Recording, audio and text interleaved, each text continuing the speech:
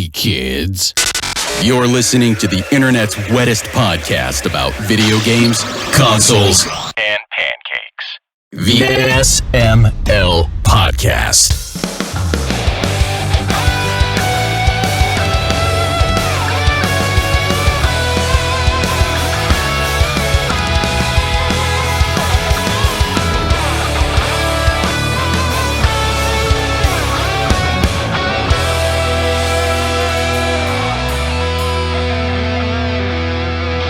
What's up, everybody? This is the SML Podcast. I am your host, Joe. Joining as usual, Jacob and Aki. How are you two doing?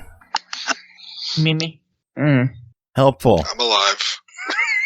You're just giving me so much to work with tonight. Aki, come on. How are you doing? I played a lot of games, so good. Oh. I played, yeah, I know, big shocker. Person who plays You played games on the show? What?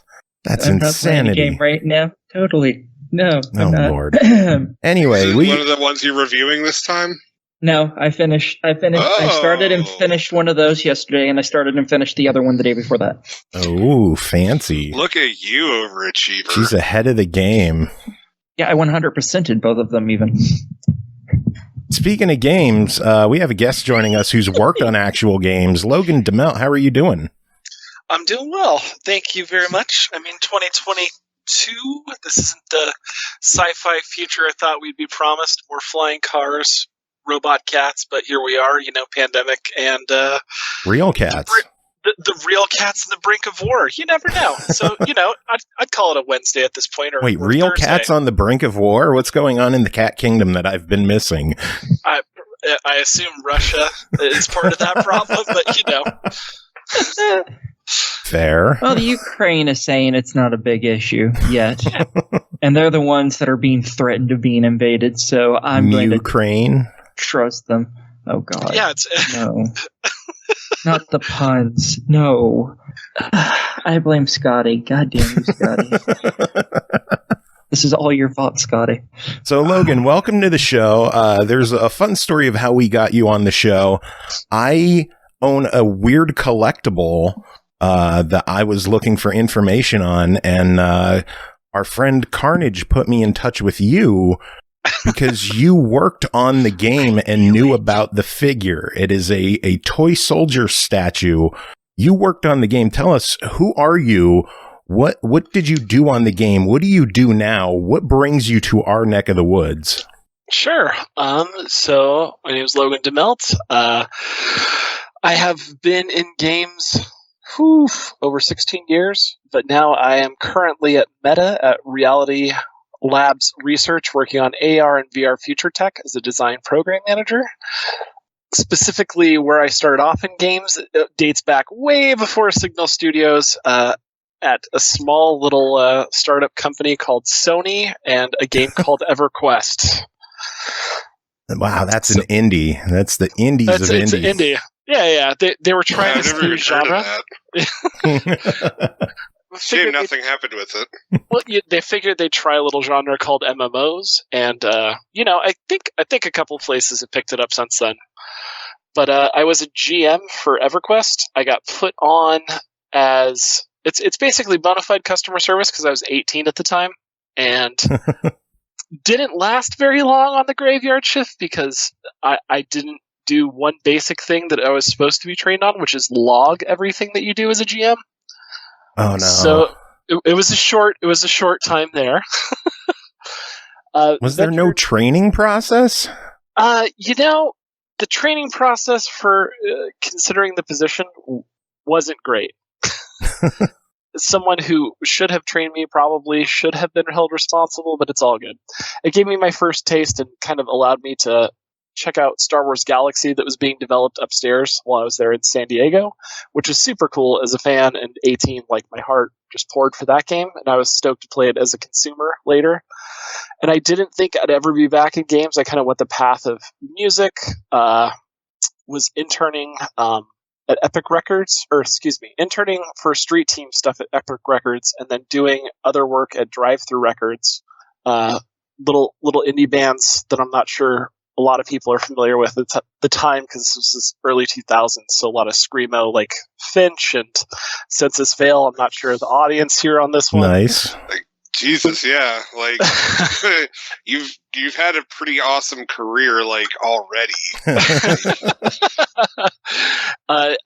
When we were young, back then, when I was young, so it all made sense. Perfect. Now they're selling out tickets everywhere. So I was also, in order to actually have money at the time, I went from working at Vans, building skateboards, to Hot Topic selling van tees, to, at the time that I was doing these rounds with music folks, I was driving a cab in Los Angeles because I lived down in Southern California at the time. Have you guys ever seen the movie Collateral with Tom Cruise and Jamie Foxx? Yeah. Of course, Jacob saw it. Are you about to be like, oh yeah, Never by the way, heard of it. that was based on my life?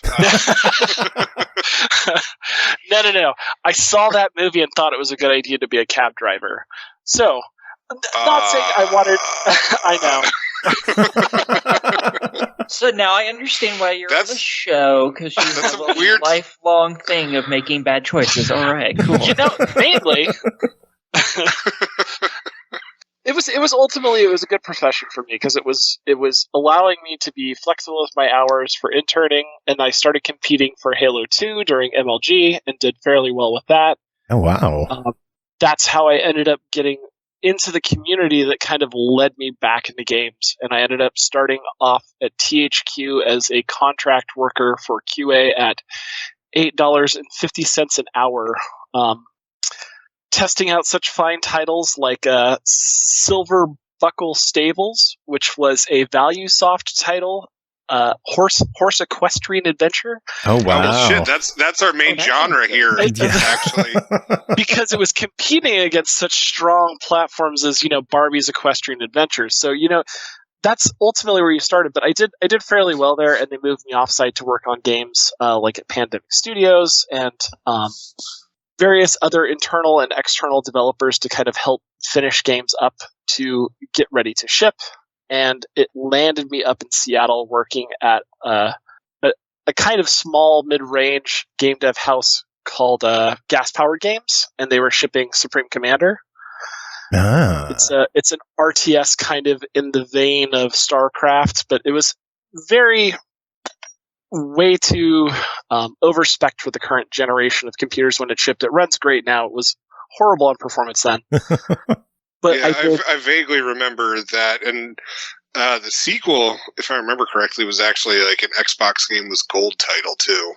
Yeah, no, they did real they weren't like, it wasn't a bad game either. I remember playing it on Xbox. Or Xbox 360, I think. 360.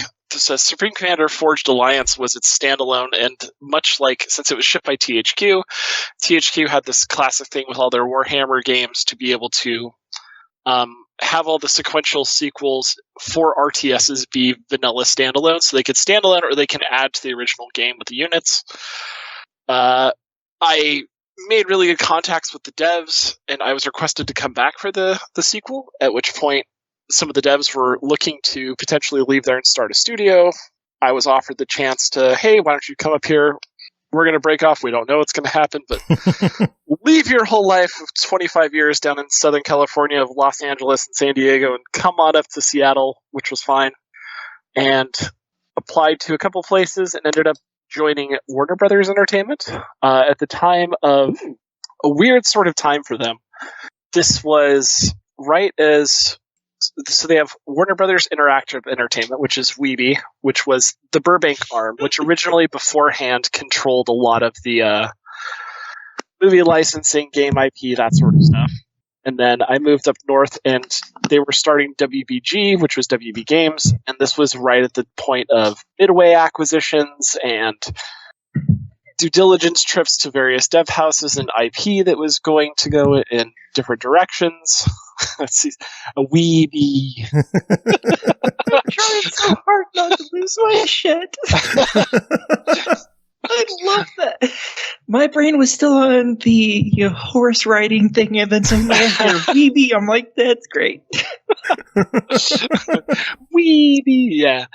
So WBG, I worked on Fear 2, I worked on Scribblenauts, I worked on I a handful. Fear. You liked Fear? Yeah, Oh, straight yes, out of I Monolith. love those games.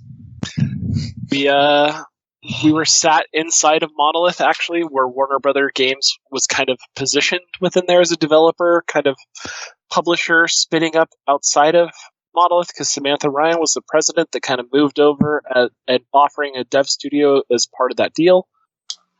Worked through those acquisitions, worked morning and night, and all sorts of weirdness, and ended up over at Uber Entertainment, which was that group that I mentioned before that spun out of Gas Powered Games. We were working on Intel projects for Subsurface Scattering, for Larrabee, which was canceled.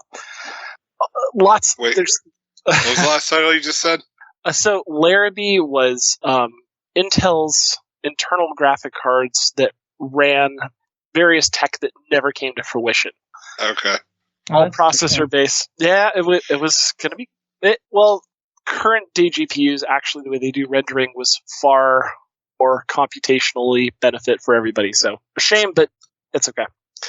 Well, I also heard you say I heard you say Lair, and I wasn't sure if you were saying like that, like the PS. What was that? PS3 game that never got released. Yeah, oh, it got released. It did. Yeah. Oh, okay. It was Factor 5, right? Well, wasn't it like an Ozzy Osbourne game first, like Dragon Riding game first, and then they like had to turn it into something else? Oh, I have no clue.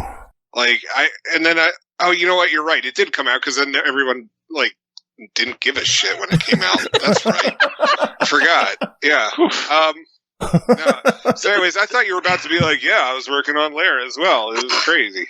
Like, no, Ozzy Osbourne bit off my head. I wish. I wish that would be a good story, especially having it surgically reattached. Yeah, it'd be me that like the rite of fame between me and a pigeon at that point. Like, I'm not the other one that you've heard about. No, or no, he bit the head off a bat. The story. Oh yeah, bat. Yeah. That's so what it is. But we shipped Monday Night Combat, which was a 360 download game. Oh yeah. That, and it was on Steam too. Yeah. Dude, yeah, that was a great game. Thank you. That was the first time jumping over to development. Brought in a good part at the time. We were playing a lot of Dota. We were playing a lot of TF2, and I came from a competitive FPS background, so we ended up going with Monday Night Combat as a theme. After shipping that title and working on the Steam version, I ended up going to Signal from there, at which point they had just shipped Toy Soldiers Cold War, which was their second one, and I was working on the DLC.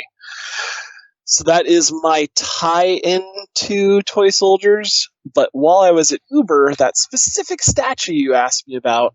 Yes, I will have the picture of the episode will be an image of the statue. I've tweeted it out before. It's a beautiful, beautiful statue of what is one of the commanders in the game. The Kaiser, yeah. The Kaiser. Oh, I have that. Yeah, that's one you told me in the show. I was going to say I had two of them, but one of them, the sword broke, and you got it. Yeah, you either gave it to me or like sold it to me for like $5 or something like that. It was something crazy like that. I think I just gave it to you because the sword was broken. Yeah. That's my only gripe with that statue. It is such a high quality statue with like a wavy sword for some reason.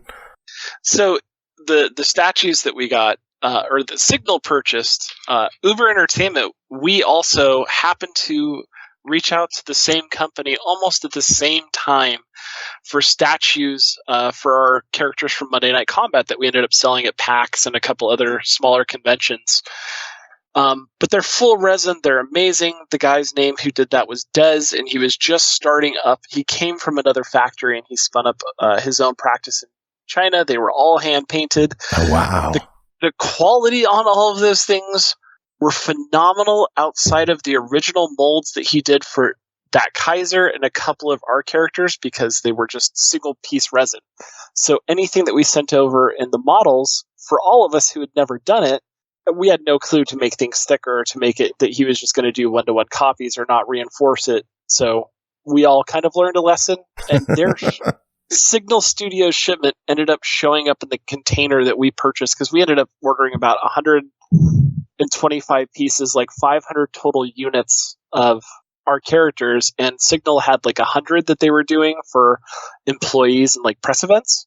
So you have 2 of the like 100 that were shipped, by the way. I So don't remember how the fuck I got them. Like I'm racking my brain trying to think how I got these things, and my memory is just failing me. I don't remember how I got them. I thought you got one of them off of eBay. Like it was. Because I thought the one that you used to replace it, I thought you got that one off of eBay. I don't know how you got the one that I have. I see. I can't. My memory is just failing. I'm old and dumb. So. Well, you definitely got the second part right. I mean, admitting is the first step to solving the problem. So yeah. I think we're growing here as a team. I don't think there's a way to solve either of those problems for him. But luckily, if you get old enough, you'll just forget that you've discovered this. So it's a perpetual. It's a circle. Well, when you get old enough, you also keel over. So that's why interviews are fun with me, because I never remember what I asked the first time around. We'll just do this again like 3 weeks from now. You'll be like, so, welcome. Let's talk Who are you? And tell us, like, what brings you to our show? It's like, well, I got this crazy story. I've worked fucking everywhere, literally everywhere, and I've done literally everything, it appears. Because you have, it sounds like you've just done the craziest shit in your life. It is awesome. Like the cool things that you've done working for different radio or different record labels and jumping from like every big company to big company. It's been an interesting ride. And at the end of Signal, after shipping titles on every platform, including we were working on some gambling games for publishers off of proprietary things. We worked with Oculus as one of the signed-on devs for VR, which led me to this next gig. They were looking for producer to kind of help manage internal demos for research that had large experience with outsourcing. So that is where my skills kind of lended myself to research. Oh, wow. So, and what exactly are you doing now? The same thing. So ultimately, I support design in a large part of the exercises and using external game studios as vendor partners and internal resources to help build demos to support research. So all of the future tech stuff, and some of it just came out this past fall at Meta's name change ceremony at Connect. We had a haptic glove that was discussed that I've worked on the team with to support, and just all the smart people let me play around with their very expensive, hypothetical, potentially shocky toys, you know? That sounds ridiculous. It's not bad. It's not bad. So you just get to play with experimental toys, basically. Of the AR, VR, future squinting, anywhere from... We tend to solve things from like 5 to 25 years and beyond. So, yeah. That is badass. It doesn't suck. It does not suck. Yeah, but it's titles of games that I've been on. I've been super lucky, and it's funny because I've given a few talks, and we'll do things like at some universities. Some friends teach courses for game dev, and I'll be on panels to help discuss pitches because I've worked in roles from QA to design to production, various things in between, especially for small dev houses with just knowing everything that works and functions from even IT. The only thing I don't really do is programming, but I can write scripts for batch protocols to automate some build process. I don't understand what that means. I wish I did. You could do like the 100-day code challenge from like code.org, and you too, you know, even you, I promise, could write simple batch scripts. 100%. I can't even figure out HTML. I'm like a lost cause with technology anymore. I used to know things when I was young. And then, like, as I got older, like, computers just got more complex, and like new programming languages came out and everything else. And I'm like, where's my DOS, like MS-DOS gorillas? Trying to figure out flash right before it dies. You're like, I finally got it. They're like, we're killing it. Thanks. Son of a bitch! Spent the past 4 years of my life working on this. Yeah, no, it's been interesting. I mean, from WB, there was a game that I worked on, which was it's only going to sound weird if I say it out loud, because at the time, I'm sure it was a great tax. Make it sound weird, then. You can. Okay, I worked on a game for a group called PEPFAR, which is Presidential Emergency Plan for AIDS Relief, and it was an Unreal Engine 3 game that was like a multi-layer game to help folks in Africa understand not to get AIDS. But let me explain the premise. This was going to be presented as a special presentation for World AIDS Day in Africa, which I avoided going to because I didn't necessarily want all the vaccines that were required to go there. Fair. But I'm going to go out and say I am 100% vaxxed and boosted, and everybody should go do that. Okay. Good. Thumbs up. But at the time, I just wasn't hip with malaria pills or like multiple shots to go into like we're going to the good bug net hotels. Like, I'll pass. The game is some kids on a bus get pulled over by a gorilla-esque guy with an AK-47. They take young teenaged females out of the bus, at which point you proceed in a bunch of mini games like hopping over fences and breaking an alarm systems to get into clubs to steal money, to then somehow this equals giving money to your bus driver to fix the tire that became flat, and then you catch the bus to go to World's AIDS Day where there's a dance-off, and then the girls are returned because the bus driver runs over the gorilla guy. How can we play this game? It doesn't exist. It was just for that event, and yeah. And the moral of the story is, fucking yeah! Just wear a condom if you're going to be a dude that steals teenage girls from buses. I think the better point of the story is don't kidnap people. But Anger, thank you so much for dropping a sub. This is your third month. Thank you so much. Always love seeing you in chat. So thank you for the sub. Yeah, this game. What the... Like, it doesn't exist anywhere outside it. Like, the Lost Levels needs to get on this shit and find an unreleased, like, beta copy of this game. I think I have a copy of it still on CD somewhere, but CD? Oh my god, no one has CD drives anymore. We're screwed. I was going to say, I just got my new laptop for work, and this damn thing doesn't even have a USB drive on it. Like, what? Not even a USB-C? No. No, it has USB-C.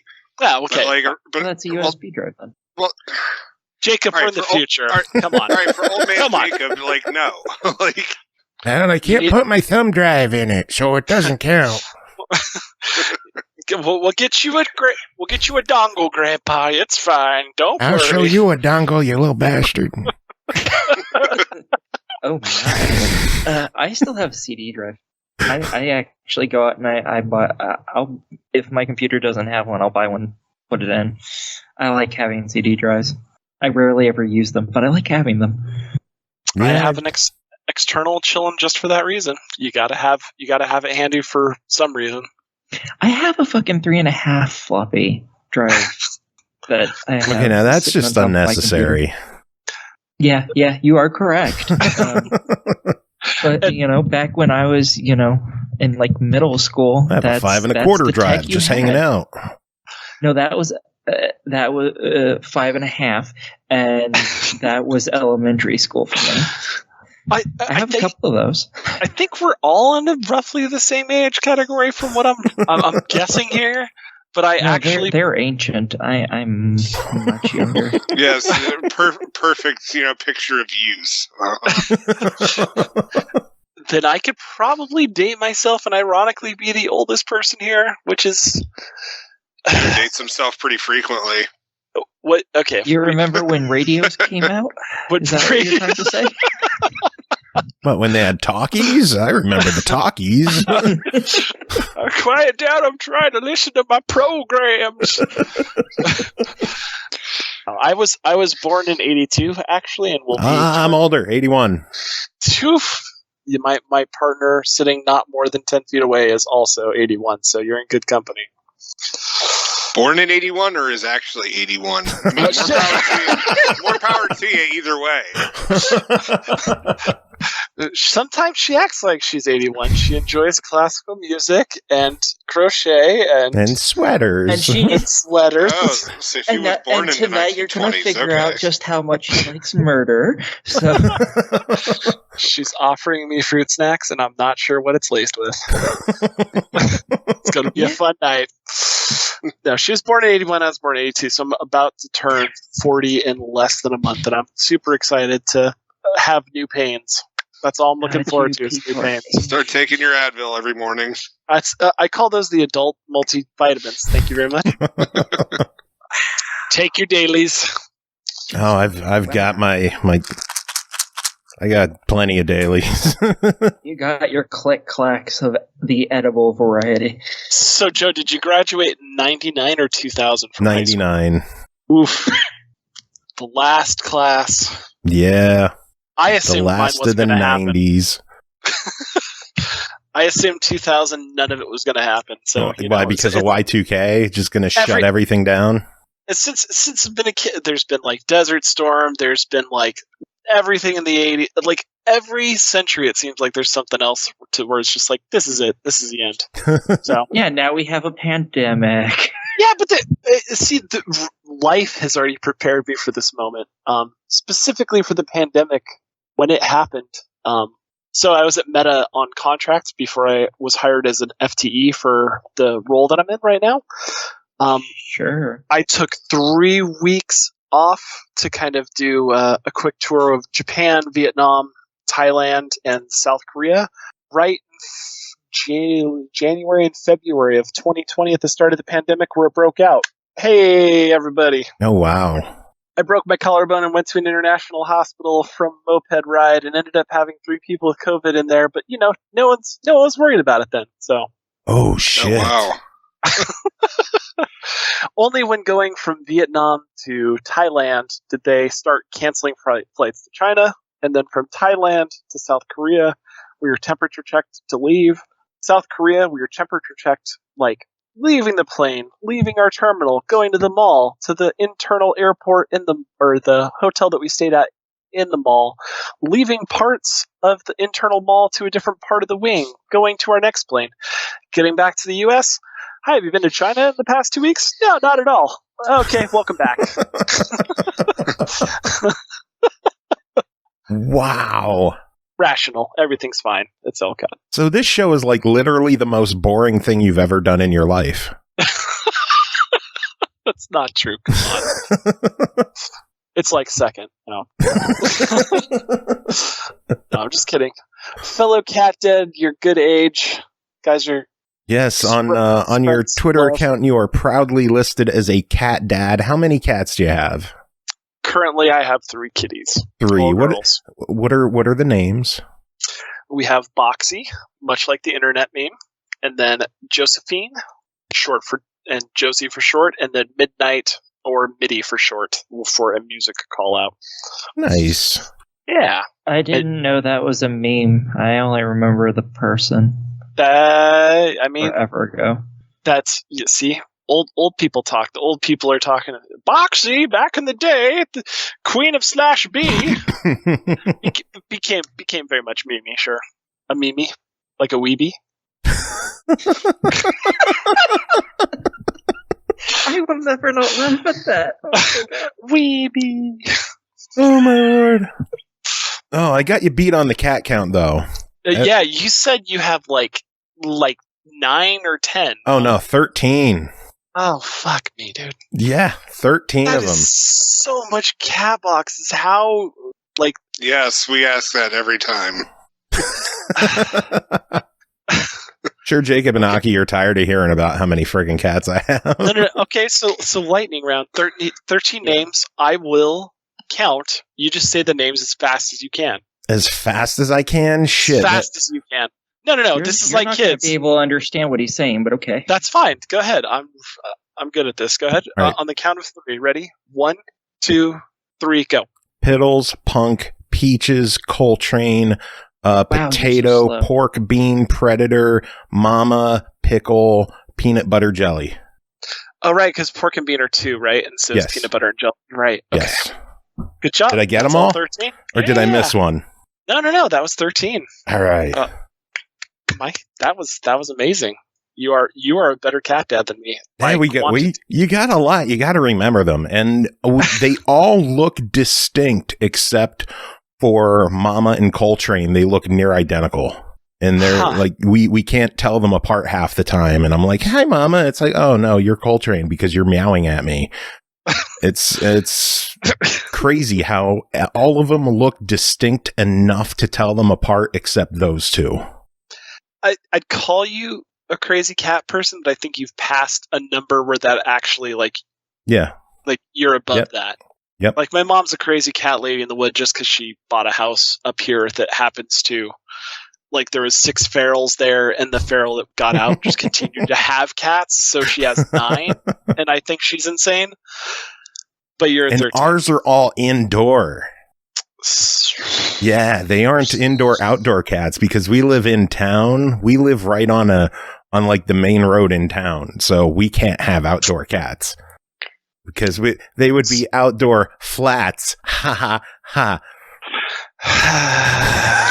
Let me put it to you this way: I'm allergic to cats, and so literally every single time I have to, when I go up to Joe's house, I actually have to give myself double dosage of my meds. Just so I don't end up in a sneezing, red-eyed, teary-eyed fit every single time. And sometimes that doesn't work. Sometimes. Oof. So it's just straight, you're mainlining Benadryl just to have a conversation with him. Pretty much. Benadryl IV. It will be oh yeah, I'm just going to hang out for the whole day at Joe's house. And then 2 hours later, I'm like, all right, I'm out. I can't breathe. I can't breathe. I can't see anymore. So, but are you, and this is a dead serious question, Joe, do you realize that cat urine actually makes you crazy too? Yes. I have heard that, yes, and it makes you doesn't it make you more attracted to cats?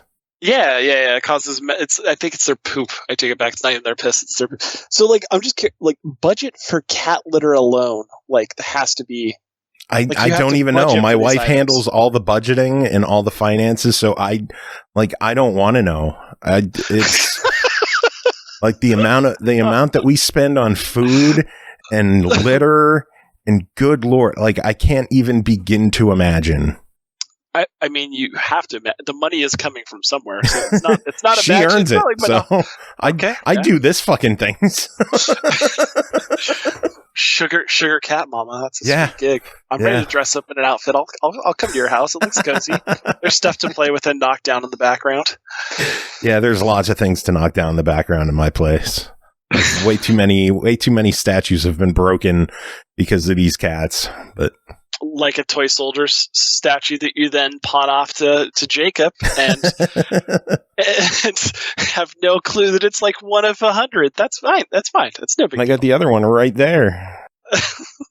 Hanging out on my shelf.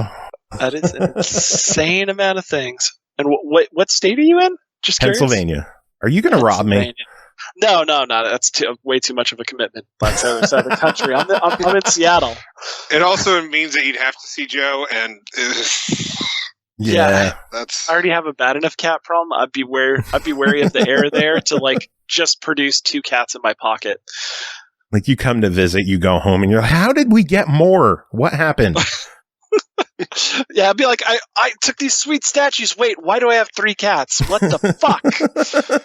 No, the worst problem about that is that, you'd come home with 3 cats, and Joe's just like, what are you talking about? I still got my 13.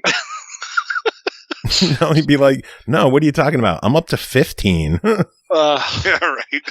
So, I thought someone took cats, but somehow I have more. I don't understand. Well, I appreciate you guys having me on the show. Oh my God. I wanted to ask you, you mentioned on Twitter, someone was asking some games that you've spent a lot of time with, and one of them was Rock Band. Yeah. Tell me about your love for Rock Band, because I am a huge Rock Band fiend. Oh God. I could see the other guest hosts on this aren't necessarily as hip with Rock Band, your love of cats, or other items.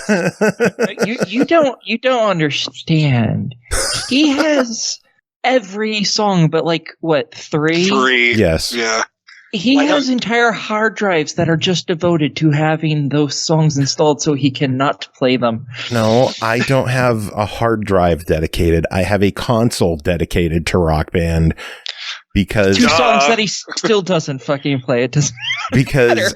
Having that many files on the console actually makes it run horribly. It's true. It is absolutely, that's 100% true statement. In fact, some of the testing for compliance, requesting for like hardware installs as Xbox is kind of mature and allowed for game installs, the internal tools that they have to be able to fill up the hard drive, and then you still have to pass compliance with a completely full hard drive and no bits being able to be written, or jumping to a flash thumb drive from 360 to be able to use that as reference, and then hard drive speeds. This is how nerdy and how horrible game dev is. It's absolutely a bit like the worst case scenario, and you're like, go ahead and test it. And it's fucking insanity because you expect different results all the time.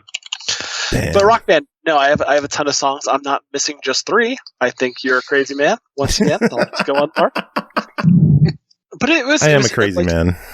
I came from music, right? I love all genres of music. I have a deep love for live performances. I've seen some interesting bands at interesting points in my life.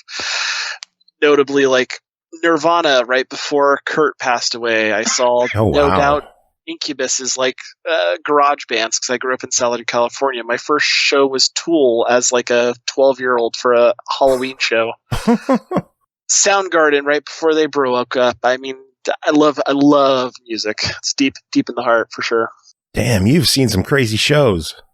It's been a weird ride. This is like whatever simulation of the Matrix we're in. Like I'm into it, but then I'm pretty sure I glitched out a little bit once I crashed in Vietnam last year in January, because then there's a pandemic.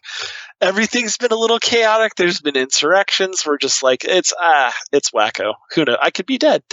I'm not saying you guys are made up, but I'm the main character. That's all I know. We are in your hell. We are your personal hell. This is absolutely hell.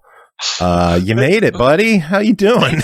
They have 2 guys around my age and then just one younger generation person sighing. That sounds accurate. Oh God, the old people are talking about this shit again. Oh no, I completely spaced out. I have no idea what I've been talking for a while now, actually. Proud of you, Aki. Perfect. Thank you.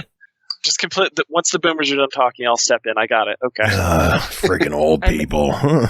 Can we talk about anime titties yet? Horse riding, and then you had me at Fear, and you haven't had me at any the rest of the time. I'm just like, Aki, did you know Fear 3 is back on the Xbox Marketplace right now for $20? I didn't know it was even off. When did it get taken off? Oh, it's been gone for a while. Fear 1 and Fear Files are both gone, but you could buy 2 and 3 for $20 each. I have all of them on disc. Oh, wow. Fear Files is like worth $70 now. Games. Oh, wow. Jeez. I'm never going to sell it, but again, I love those games. Yeah, I've been trying to find it, and it is not cheap. It sucks. Ew. Oh, man. I really wish they'd make another Fear game. I really, really miss that series. Logan, you have any insight on if they're making a new one? If Monolith, I mean, they're all of but 6 miles away from my house. I could go over and, probably not get let in at this point, but go over there and make them. Watch over them like a hawk. Make them make a new Fear game. I don't think that's how that works, but well, it's gonna be how it works because I need a new Fear game. Damn it! Did you ever play along that line? Did you ever play Clive Barker's Undying? No, I've never heard of that one. And now I know I need to play that if it's anything like Fear. Yeah, I'd recommend. That's a good one. It's one that actually, it's one of the few games that's actually ever made me jump at all. And I love horror films. Like, I watched them as a kid. Not the most sane upbringing, but I have child of a divorced mom-only house that just kind of would give me $20 and let me go rent horror films and eat pizza. So, I'd say I turned out fine, I think. It worked. Fine-ish? Fine-ish, yeah, Again, you're on our show, so how good are things really? That's the ish, and it's just a stretch, right? Ish. We are the ish. Okay. We are the ish. See, just change the name. We are the ish podcast. Like, whatever you're thinking, just cut ish. It's good SML ish. hasn't caught on, so maybe the ish will. So what does Someone might listen. God, you don't even let them get the question out. You're just like, no, that's because I know what he's going to ask. Everyone asks it. I know it. I knew the start of it. I think it's the fact that there's the in front of it. Yeah. Why is the there? Because it used to be small, medium, large because of the size of the original small, medium, large guys. podcast. That just sounds so weird. Yeah, with the at the start of that one. So that's just the sizing of the original speakers. Yeah, I was large, obviously. Yeah, you can't tell from the video on Twitch. Yeah, I'm pretty big. I'm assuming Jacob's a skinny little shit. No. Nope. He really? Although you slimmed down last time I saw you. I don't know why. Who, me? Yeah, you. No, I didn't. No, I thought you did. No, like the pandemic has actually made me get fatter. Oh, wow. Okay, so me maybe too. I'm the small now, and Jacob's the medium, and Jacob's the medium. I'm large. I'm happy and to I'll be take extra small large. I'm 6'4" and might be ginormous. So you need XL now? Change the name again. Just start. Let's go. Let's go. Come on. The Smixel podcast. SML. We've increased our viewership by one extra person who's now speaking. Hooray! Yay! Man. I appreciate the reach out. It's fun to see people that have been, you obviously have a very large vocabulary for games and appreciation for game devs and some of the story, and I'm honored to come on your podcast. Well, I'm glad that you came on to chat with us. Is there anything you wanted to talk about that we didn't bring up? I mean, it's all just individual stories, and none of them ever make sense out of context. I think I've done a pretty good job horrifying you even with things that I'm not sure I'm allowed to disclaim, so, But of that list, there's only one game that I will mention, because I didn't play, since you mentioned that, have played more than 500 hours plus list that happened to have been on Twitter, is I have one favorite game, and I want to know who here has played it, and it is Chrono Trigger. I have played Chrono Trigger. Okay. And do you like Chrono Trigger? I fucking love Chrono Trigger. There we go. It is top 3 RPGs of all time, alongside Final Fantasy VI and Earthbound. See? I'm not Agent, so I've never played any of these games. It's available on newer, smaller consoles, young person. Maybe, but graphically they're... Yeah. Chrono Trigger is fucking beautiful. You shut your mouth. If they created updated versions of them, I would have to play them. No, they did, and they added like anime-style cutscenes, which doesn't necessarily match my interpretation. I don't care. It's anime. It's good. That artwork and update just didn't capture the same feeling for me when I saw it. It kind of disappointed me a little bit, but that's from a SNES perspective, I guess, of loving pixels, the music. Well, they updated it, so it's not that version anymore.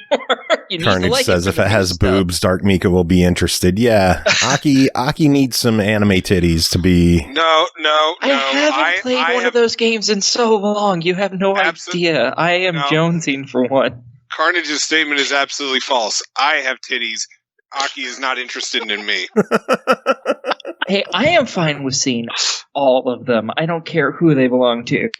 All right. I like how you're thinking. All right. Just send me your phone number after the show, and I'll send you along some boobs. No, So you can do that on Twitter. There is boobs in there, and there's even a cave girl that wears nothing but like a piece of fur, and she's got. I always appreciate that. See, there you go. See, you should play Chrono Trigger.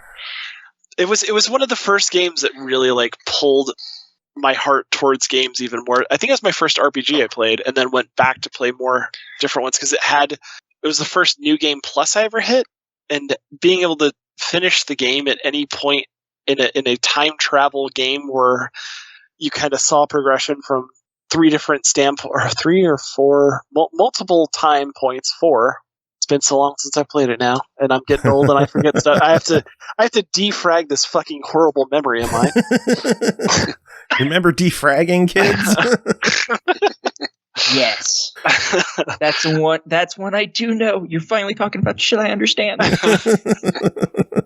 But yeah, the idea of like finishing the game and then going back and trying it again with slightly powerful characters, but deciding just to end the game then, and it had a different you got a different ending. Like, why hasn't this fucking existed?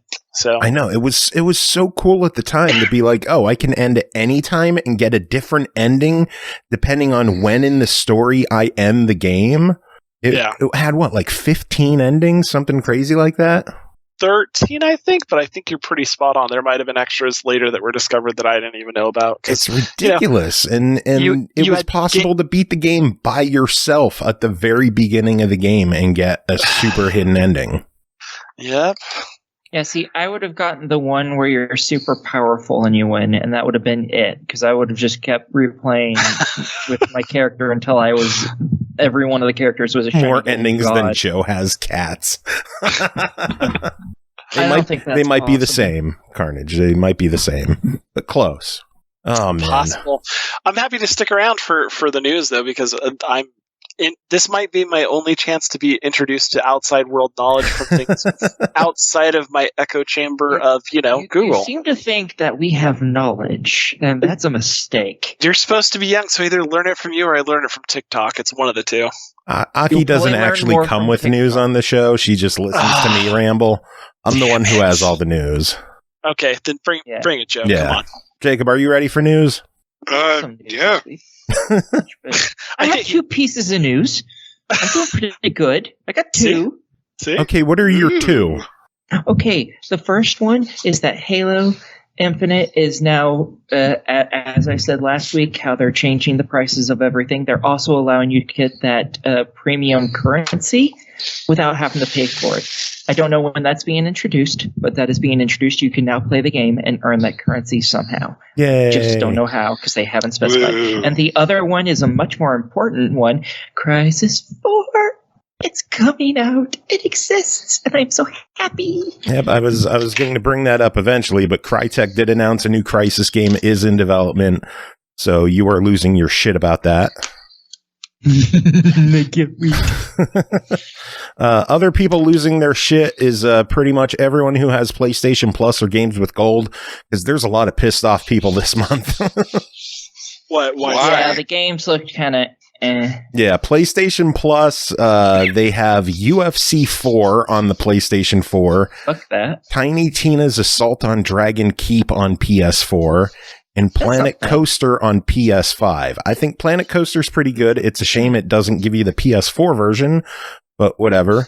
UFC is going to be hit and miss because it's a sports game. And then Tiny Tina's Assault on Dragon Keep was already given in the Borderlands 2 Handsome Collection. Oh. This is just a standalone release of DLC. It's not a good month for PlayStation Plus.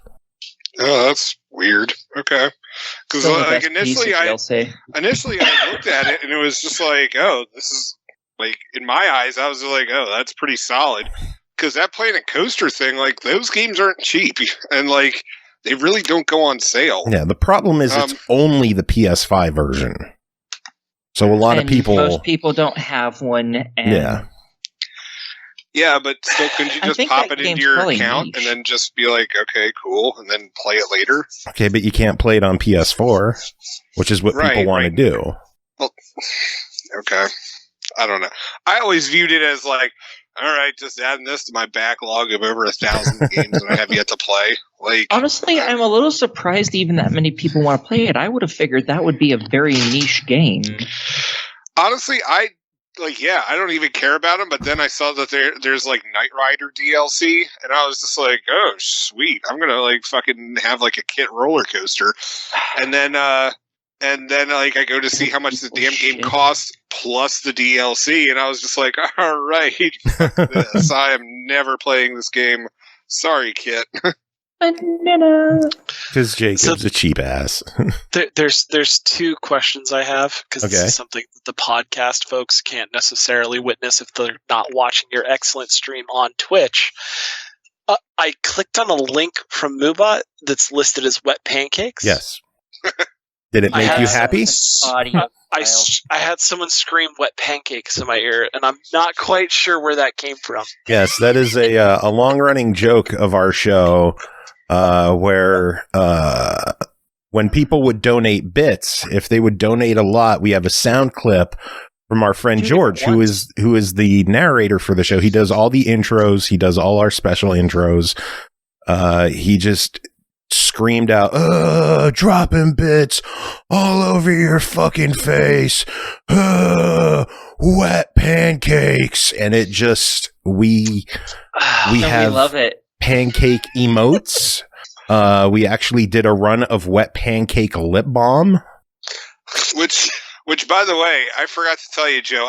We finally found our tubes of it, and so we actually did it. And I will tell you, it actually tastes like cheap, like diner pancakes. Yeah, like, I know, right? Yeah, like, it's amazing. there's a weird, like, like taste of like cheap maple syrup and butter in that, and I'm just like, this is odd, and I want more. I'm impressed. I did not expect those to actually taste like anything. Yeah, Granted, I was real that shocked. tastes like, Yeah. But anyway. So, did you ever look at what Urban Dictionary thinks a wet pancake is? Yes. I don't want to even actually know. I do want to know. Yeah, I know. I need to know. I never even thought to check that out. What is that? Go ahead, Jacob. Look it up. No, Someone because I only tell have a company laptop. Go ahead, Logan. I'm I not- know you're eager to tell us. Clearing your throat, ready to go. To quote unquote wet pancaked is the act of smearing one on another's anus until ass slop ensues. Wait, smearing what? Smearing one, a wet pancake, I'd assume. Oh my lord! And That's in not- context, the sentence is, get a wet pancake mug from your girlfriend Lisa. Oh my god, that's not the version I heard. I just heard like the batter is, obviously what you would expect. No, That's Joe, we don't know. dropped off. No, Joe, we don't know. Semen. There we go. Baby's buttons. Oh, Lord. Yeah, Okay. so that's the show you Do signed up regret for. being on this show yet, or what? I mean, I'm into it. I'm here. I mean, you're in hell. You might as well enjoy it. You embrace it. You can't run from it. You just Did you have say to there was a leave it. second question you had, or was the? You said multiple questions. Well, because it so said what's the other there's Carnage. Carnage triggered off a unique, and it says everyone take a drink, and I didn't see or hear any of you people take a drink. Not one? one. I didn't. Well, see I'm or hear constantly Why are- drinking over here, so. Well, why don't you look in Twitch chat? Like, am I the only? I understand we're just supposed to be voices. There we go. What do you? Oh no, I watch. It's just usually it's said. Usually that happens when we're reading something and it says unique because. What was the name of the guy? Oh, we're who not wrote naming garbage? him. We're not naming him. No. Oh, There okay, was a reviewer someone- who did went terrible. overboard with using the word unique in their reviews. So like 10, 20, 30 times. in not a, that many, like short review. 5, 6, 7 times in a review. It was out of The hand. reviews were like 2 paragraphs. Yeah, So- it was out of hand. So to we the point that it wasn't unique anymore. pretty much. So now when we have developers on and they say that their game is unique and it has a unique aspect to it and a unique character set and a unique this, it's just overused. And 100% that means they're ripping off another game, and they have no good idea how to say that. We promise this is completely unique. You've never seen it. This is a unique looting system. That means it's a common looting system. There's unique armor classes. It's like, oh, this is. Let me guess. Let me guess. You have plate, maybe some leather. How did you know? So yes, you understand our plight. You really have to, especially if you take inspiration, is a good one to use when you're like, we love this game, we've played it a ton, we wanted to make something completely not different from it, in the same vein, sure, but like separate. This is not the same game. If you're to play Team Fortress 2 as an example, and you played Monday Night Combat, they're not really the same game. Are they a mix of unique cel-shaded characters in a fighting style that happens to be third-person fighting in a MOBA style lane? Absolutely. It's a different thing that didn't necessarily exist quite at that time, and that's what we were going. It was quote-unquote unique, but really it was a mix-up of several genres which we really loved playing at the time. So I said now everything's unique, and the word is completely worthless to have. Yeah. They might as well say, this is a carbon copy of this with this stuff changed, and make it real easy. Yeah, up to 30% for lawsuit reasons. That's all we did. The bare minimum. That asset has changed 30%. We'll take that shit to court and stand on it. So let's Speaking of the bare minimum, games with gold were announced for February. My birth month. They better be good. They're not. I'm so sorry. They're really not. I saw those earlier today. I don't remember what they were, but I was like, no, all of them. Well, on Xbox One, they're giving away Broken Sword 5, The Serpent's Curse.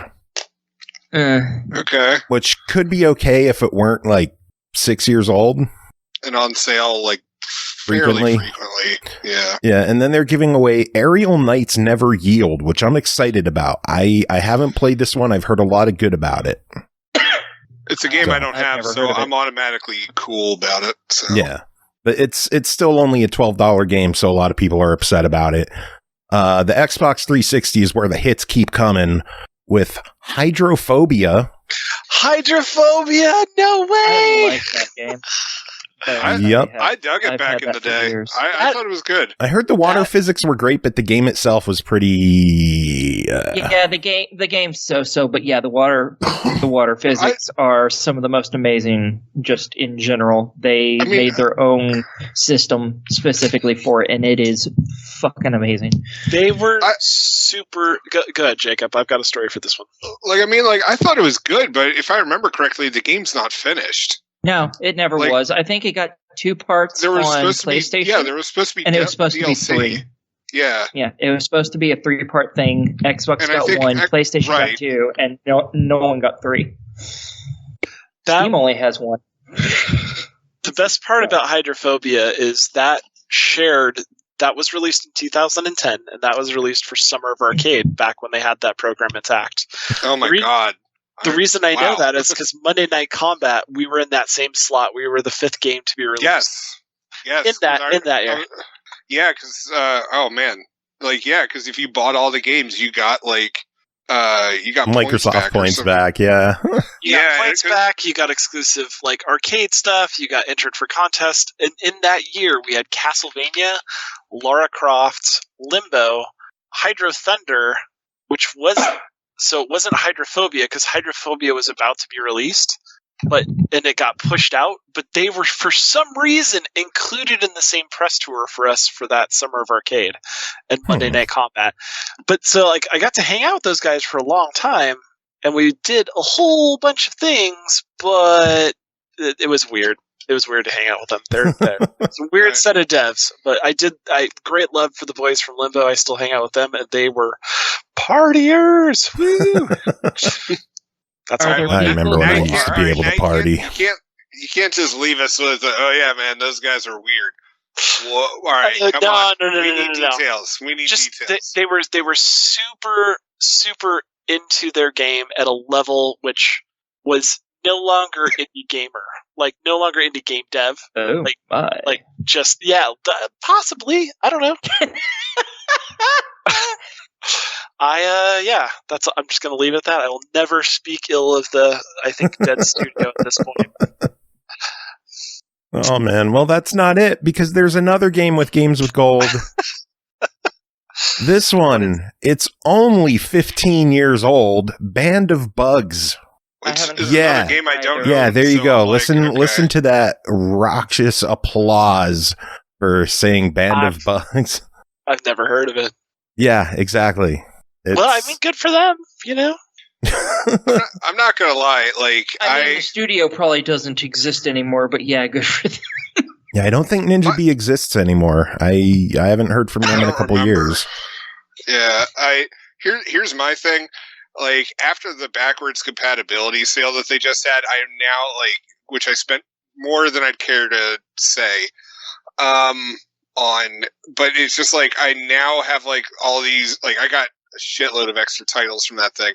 And now I'm just like, great, I just fucked myself over on Games with Gold for like the rest of my days. Because that's where they're going to be pulling them all from. Like, so now I'm just like, now, like, I was already like, all right, cool, it's a game I don't have. Now I'm just like anticipating, like hoping. Yeah, you're going to have all of them from now on. Yeah, I am. All you can hope is that they give away like Chicken Little on the original Xbox. Ninja I B, can say that. Ninja B was specifically just Wahoo Studios self-funded titles, and they did all the Keyfling stuff, right? Yeah. Yeah, I think so. Yep. Have they stuff? I like those Keflings? games. Yeah. Well, Those were fun. Those are cute. games. they I like could those. continue to stick with that, but did they ever release anything else? Because I haven't been to a No, I conference think- for a hot I minute. don't think they exist anymore. Yeah, I think their last thing they released was a couple years ago. I'm going to see if I could look them up. I thought I looked them up not too long ago. Yeah. Because like there's a couple of like studios where like back on the 360 I got like all of their titles, and it's just like all of a sudden they just like straight up disappeared. Like the other one is shit, the ones that Cloning Clyde, who did that? That was Ninja B. Oh yeah, wait, was it? Yes. Oh, I'm not making shit up. Oh then no, then if it's Are you if it's sure? Yeah, no, that was Ninja B. Because if it's who I'm thinking of, then they stopped making stuff for the Xbox, and then they moved over to Oculus, and that's all they do now. Like they're still Ninja Bees. Did they also do Explosion Man? No, that was Okay. Twisted Twisted Pixel. Pixel. Thank you. All right, Which was acquired. Pixel. Yeah, Twisted Pixel. They're the ones that do nothing but Oculus games now.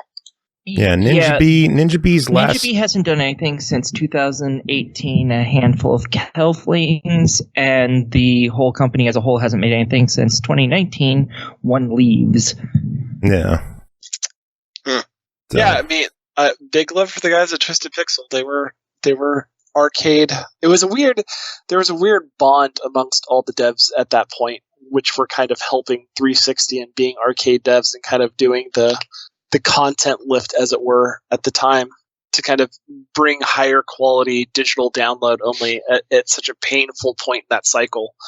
Because I mean, the reason MNC didn't have a better life is we shipped it on Unreal, and at the time Microsoft would only ever allow a 5 megabyte upload for title update at all. That was it. Oh, wow. yeah. They used to be a pain in the ass trying to get updates. You have no fucking clue what a pain in the ass is, but you're just like, well, to update Unreal, we have to repatch the executable if we're going to add anything. So that's going to be more than 5 megabytes, guys. And I just downloaded something from Call of Duty, which was 40 megs. So, I think your system supports it. They're like, no. Our system's completely like, what do you, no. And other games hold no precedence. It wasn't no more than a year later that they started having like digital download games and you're able to fully do it, and it was just complete and utter bullshit. Yeah, that sounds about right. Yep, but the devs, I mean, that's the kind of world you're in where it's like, cool, we brought this console, we were talking to MLG, we were really excited to have a digital like shooter game that we could support that would hopefully bond and duo with the crowd. We released one free DLC. And then the rest is history. It got moved to Steam. It had there was an update version, and then it just not enough to survive the servers because it's a different beast on Steam. You're competing against Counter-Strike and different games that it just didn't hit as well as it did on console because it was built for console. It was made for console. Do you think it's something that could ever be brought back? Good question. Absolutely. it was a weird dream team that kind of worked on it, where I was the youngest person in games there as far as like experience, and at the time I had about 6 years of experience. Everybody else there was like 10 plus, 15 plus year vets, and there was 17 of us that shipped that title. What title are we talking about? Because I got once we hit Kelflanes, I forgot everything that happened before that because I got so focused on Kelflanes that I don't know what we were talking. What game we were talking about anymore? It was Monday Night Combat. Okay.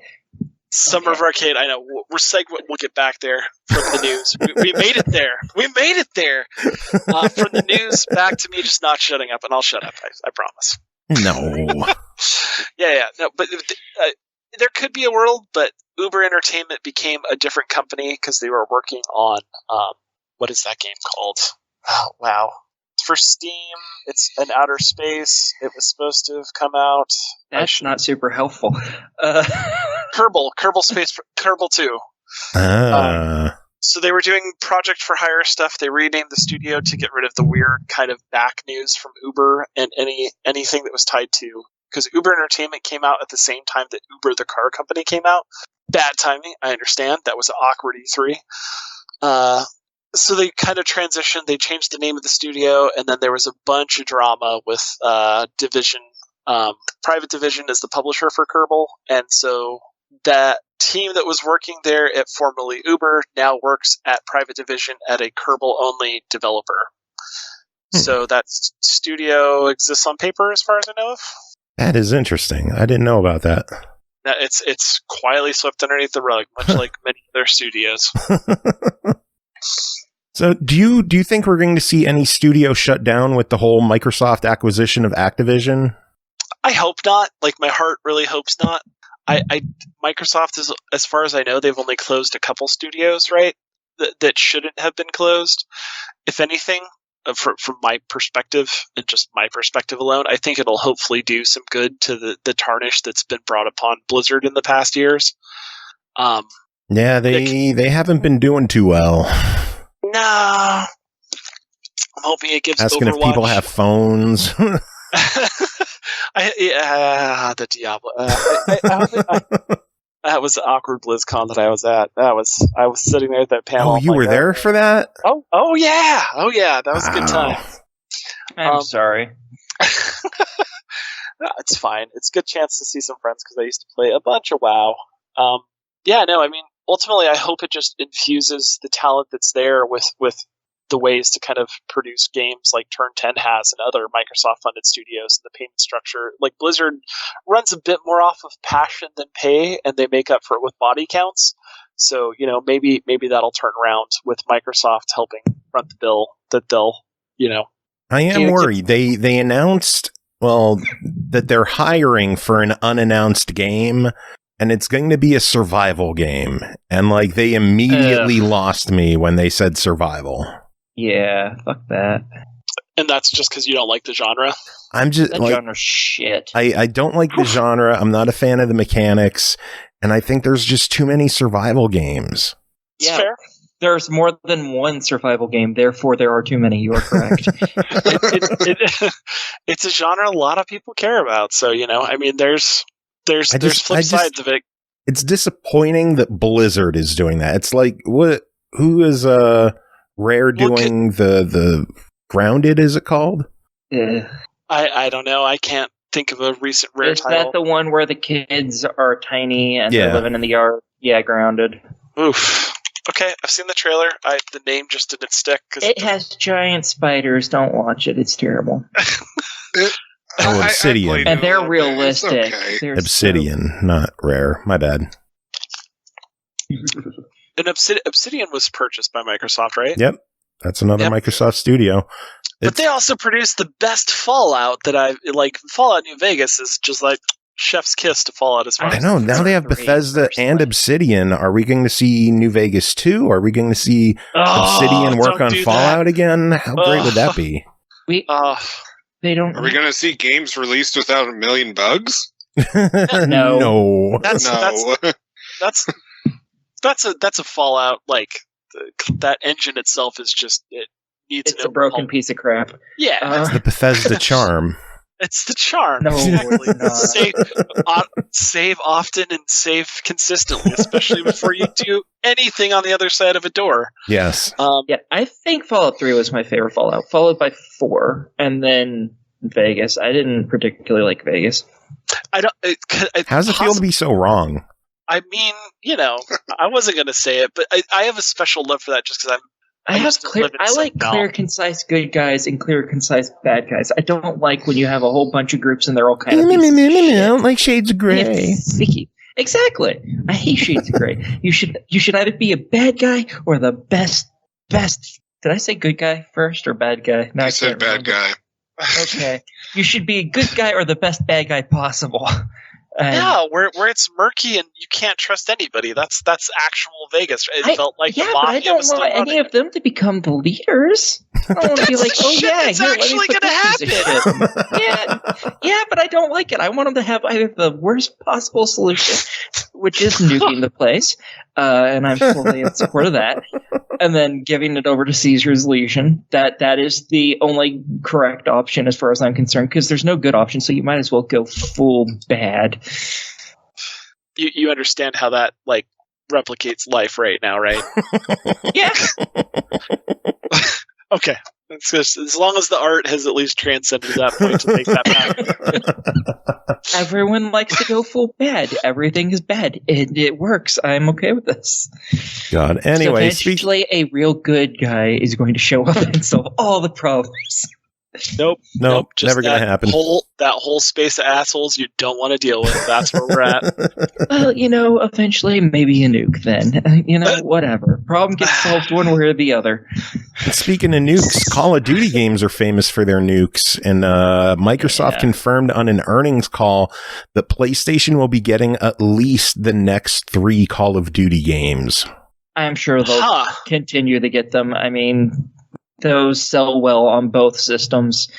There's no reason to cut your profits by making it exclusive, because at this point, people are kind of set in their way on what console they're playing on. It's more where are your friends playing is which console you're usually going to take now.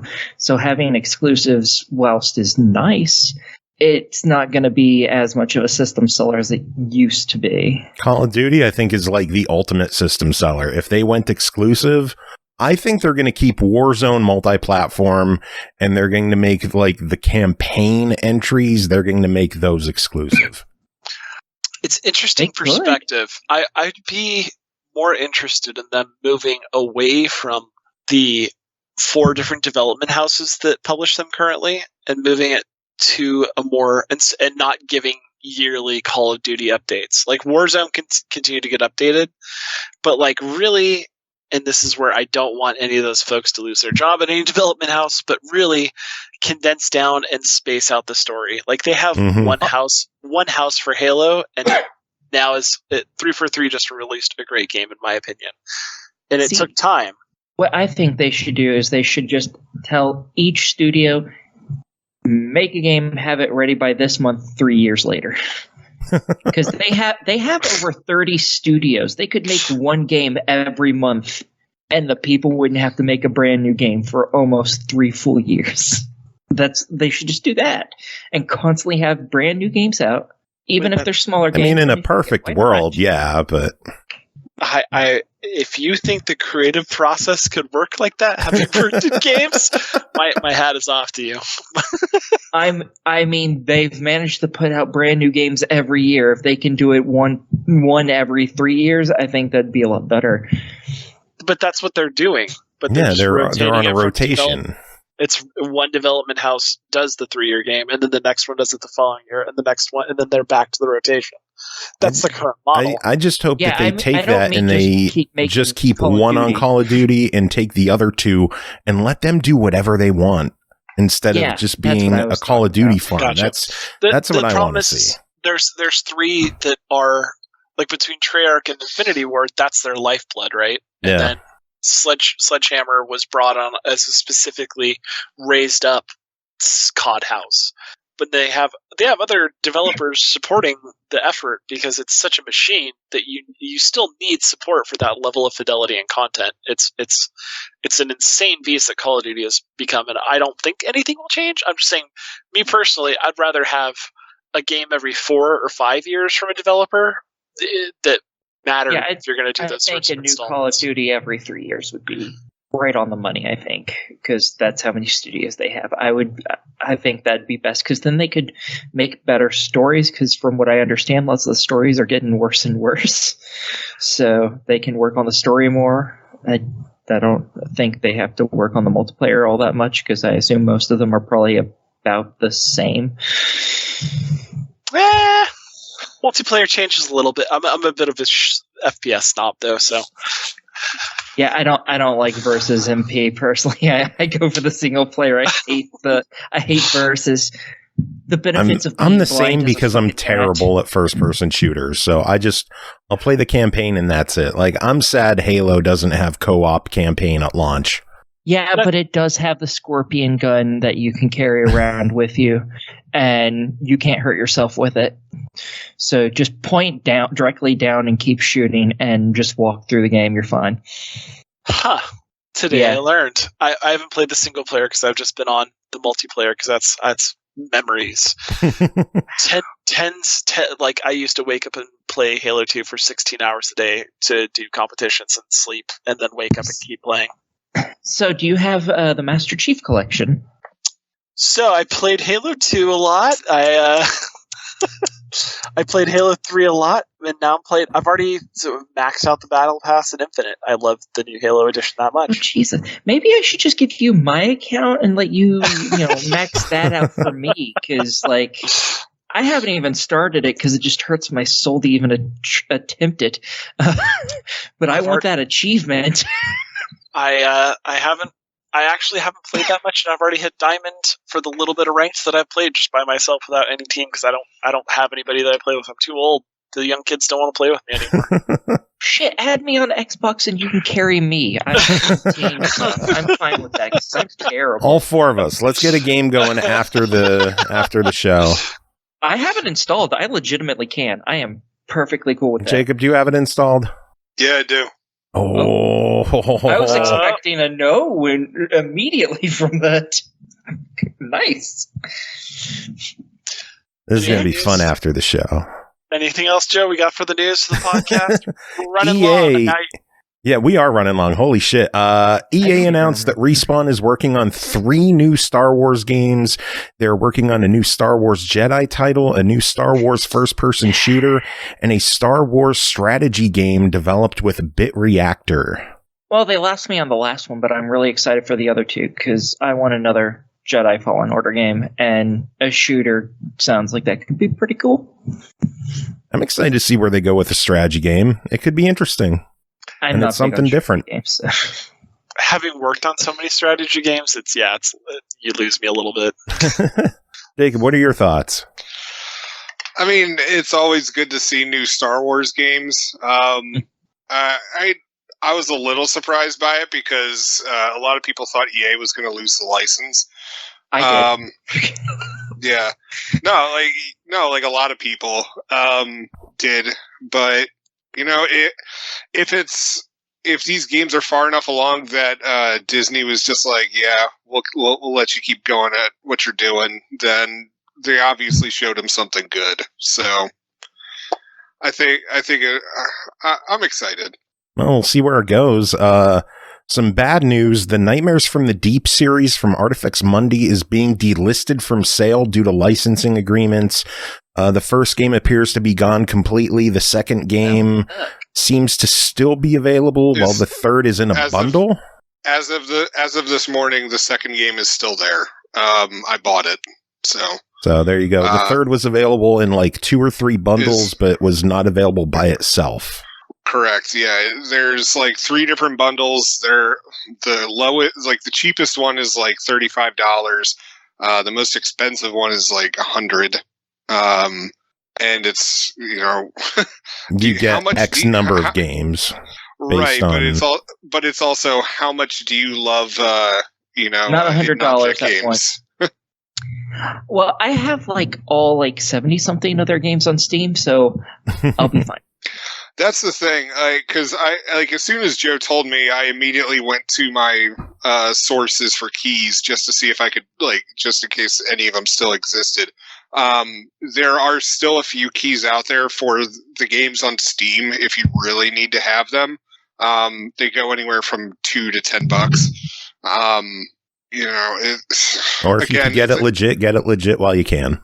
Well, I mean, they're legit codes. It's just somebody selling them, but yeah. So the dev's not getting money for it. No, not anymore. No, and ultimately the problem with license, and I wish publishers would write better licensing deals in games that are going to be perpetuation forever, as opposed to things that can expire. I've dealt with this with Toy Soldiers War Chest and Ubisoft specifically, where we lost rights. It was shipped with Cobra Commander and He-Man, and we had problems due to the license IP, and it's just it breaks your heart. It's like if you could stop playing those games that you paid for on Rock Band due to bad licensing, but that would suck.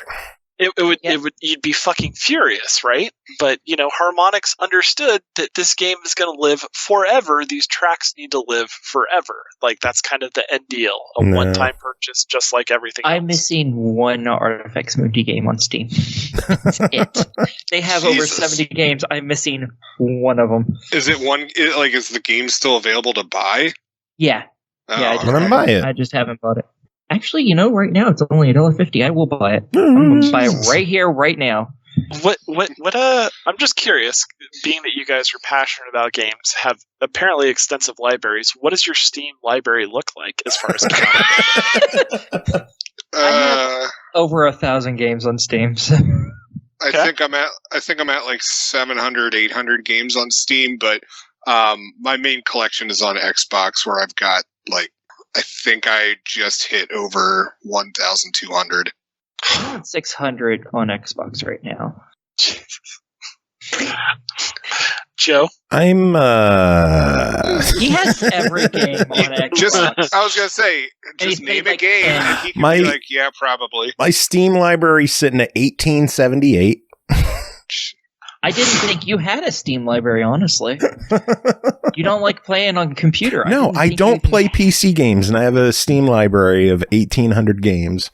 Well, I mean, yeah, but but that's real easy to do when bundles exist. Yeah. Yeah, when you've got what is it, Fanatical or whatever they're called.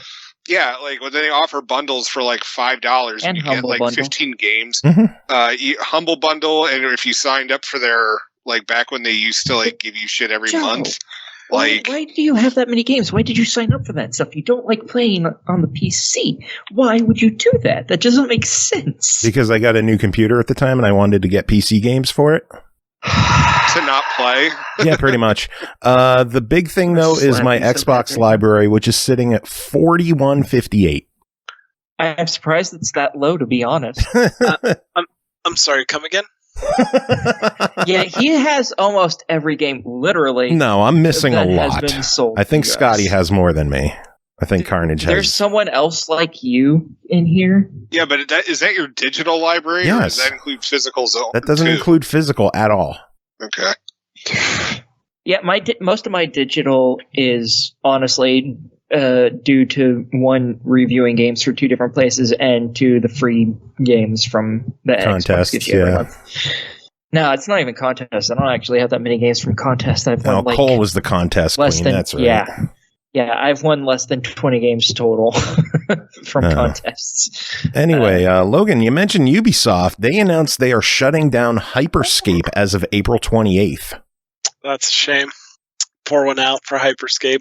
I haven't. Game?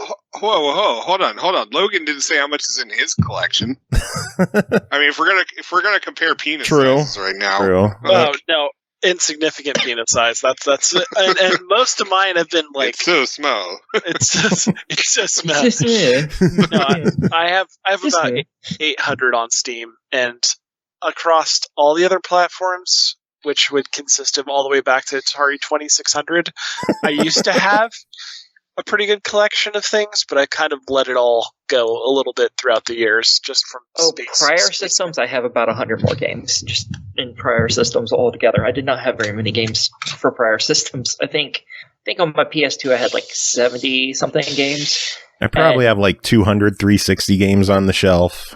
Jesus. I have like on the system, because not everything is backward compatible. On my Xbox 360, I think I have like 700 games on there. That's something I need to go back and figure out, like which, because now that I have an Xbox Series X, I need to go back onto my 360, get rid of all the games that are playable on that. No, that's what I did. Just fill up the hard drive with all the games that aren't backwards compatible. Oh, good luck getting all those to download again. That'll take you forever. I know. Anyway, more news. Milestone announced that the Monster Truck expansion for Hot Wheels Unleashed will release April 21st. Wait, what? There's going to be monster trucks? Yes. That's why I said there's a Monster Truck expansion. Do you not listen to the words I say? Well, no, because not really. No, because I assumed that you were saying like that there was a Monster Truck game. No, the expansion for Hot Wheels Unleashed, April 21st. That's cool. I'm excited. So what kind of game is Hyper Scape? Because we never actually got around to even... Oh, Hyper Scape is a first-person shooter battle royale. Carnage liked it. Okay. Yeah. As soon as he said battle royale and online shooter, like, he lost me. I checked out. I suck at first-person shooters, so... Yeah. I'm awful. Logan chuckling you can wreck me so easily in a first-person shooter. With my tiny library, I will still punch the bug. Yeah, I'm pretty sure I've played an FPS with you before, Joe. I think it was one of the Halo games, even. Yeah, just because I have games doesn't mean I'm good at them. Yeah, I am legally blind. He's bad. I am. Iron Galaxy announced that Rumbleverse will not be launching February 15th as originally planned. No new date was given, but a new PC playtest was announced for February 12th. So if you're looking forward to Rumbleverse, you're going to have to wait a little longer. I don't even know what that is. That's one of the fighting games with cartoon characters or something, isn't it? It's like the wrestling style one. I thought that was Multiverses that you're thinking of. No, that's the WB game. Well, yeah. My soul, all these words just are too many games. Less and less. Yeah. Sega announced that 2 Point Campus will be hitting consoles on May 17th and will be launching direct to Game Pass. Oh, this reminds me of another piece of news that I don't know if you've talked about before. What? But apparently lots of the people over at Sega have jumped ship, especially the old Yakuza. We talked about that months ago. Okay. Yeah. I just remember hearing about it last week, and I was like, "Oh, that hurts my soul." Something to soothe your soul is that Hello Games remastered their game Joe Danger and re-released it on iOS because the parent of an autistic child contacted them and asked them to. That's cool as fuck. I like that. Nice. That's a good My story. child loves your game. It's not available on iOS anymore. Can you do something? Yeah, we'll re-release it. Here you go. And apparently it's like $3. So go support that one. Yeah, because that would be real cool if they re-released it on Xbox as well. That'd be cool. Bring it to everything. Joe Danger is, but little motorcycle stunt game. Yeah, the two games were on Xbox 360, but I mean, remastered would be cool. Remastered's a lot more work than you think. Re-releasing, okay, press a few buttons, submit a form, spend the day. do it on the weekend, no problem. Excuse me, I need to be able to see like the shine on his helmet now. we have the graphics.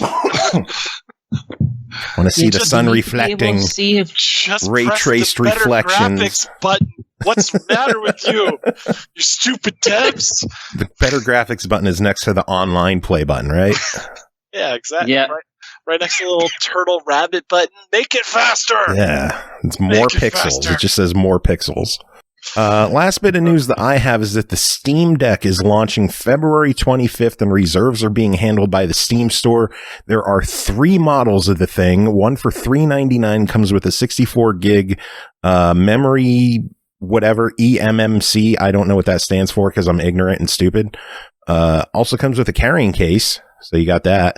Ooh. $529 comes with a 256 solid state drive, a carrying case, and a community profile bundle. And then for $649, you get a 512 gig hard drive, an anti-glare etched glass screen, an exclusive carrying case, a Steam profile bundle, and a virtual keyboard theme. So if you are looking for a Steam Deck, jump on the Steam store, throw your reservation down, and hope you get chosen. It's embedded multimedia card, by the way. Okay. There's a fourth one that's not mentioned, which is the one that developers get. Ooh, what's that? I can't talk about it. Oh, I know. That's such a tease. Horrible, right? I know. You guys with all your big numbers and public information. Oh, look at you. You son of a... Supposedly it has a button where if you push it, Lara Croft's clothes come off. I like that button. My uncle who works at Nintendo told me. About, but I like that button. Were the hydrophobia devs working on that? God damn it. I mean... Jacob, what news do you have? Yeah. Honestly, like, I thought about making up some shit about Sonic the Hedgehog 2 just to piss off Aki, but I don't have anything, so... Okay. Yeah, even just saying you were thinking of making stuff up about it, I'm already thinking, fuck you. Listen, I breathe and you're just like, just die already. Yeah, you sigh too much on the show. It's just every time. So hard. It makes the audience sigh too. It's very contagious. It's great. So, Logan, it has been amazing having you on the show chatting with us. That is it for the news. That we have some reviews we got to take care of, and we're not going to bore you having you listen to those. So thank you so much for joining us and chatting with us. It's been awesome having you on. I know I said that it'd be like a half hour, and now we are hour 40 2 later. hour person. It's all good. I appreciate it so much for having me out. It's been great meeting you guys. Yeah, great meeting you too. Jacob, what were you going to say? Oh, I was going to say, careful listeners may have heard me mutter like, oh, Jesus. And that's when I realized that we'd actually been talking for over an hour 30. I was just like, we haven't even hit reviews yet. We haven't hit reviews, but we're hitting those now. So, Logan, we're going to let you get going. Thank you again so much for joining us. Where can people keep up to date with you and what you're doing? Just, I'm a bad poster of social media and even YouTube content, everything else. My name, I guess, just Logan. Last name DeMelt, DEMELT. Maybe Twitter, maybe Instagram. I don't know. I'm horrible. Like, I go through spurts of just ADHD, like, posting, and I'm good for 6 months every day on the day. And then it's like, something happened, and I'm way too focused on this thing I have to do, and it's got all my attention. So nice. Well, we will have to get you back on again in the future sometime. You were a blast to have on. I appreciate it. Thank you so much. All right, we'll let you get going. You have yourself a wonderful night. All right, good luck with the kitties. Good luck, Jacob. Good with health things, and the youngster. Good luck with your boobs. Okay, bye. I mean, the best of luck for the last one. Oh man! All right, we got reviews. Jacob, are you ready to start? Oh God, yeah. All right, first game to talk about. What are you saying? Okay, so it's time for me to space out. All right. First game to talk about tonight is called Beyond a Steel Sky, developed by Revolution Software, published by Microids, released December 13th on Xbox One, Series X and S, PS4, PS5, and Switch for $39.99. You are Robert Foster. A child has been abducted in a brutal attack, and you have vowed to bring him home, but the trail has led you from your community of desert wasteland dwellers to Union City, one of the last remaining megacities in a world ravaged by shattering wars and political meltdown. Fortified and impenetrable is a utopia in which people live happily under the surveillance and control of a benign AI, but all is far from what it seems. Jacob, tell us about your time with Beyond a Steel Sky. So I'm going to be up front. This game was not exactly what I was expecting, because the trailer, when you watch it, you're like, oh, all right, so it looks like a kind of Fallout-ish game.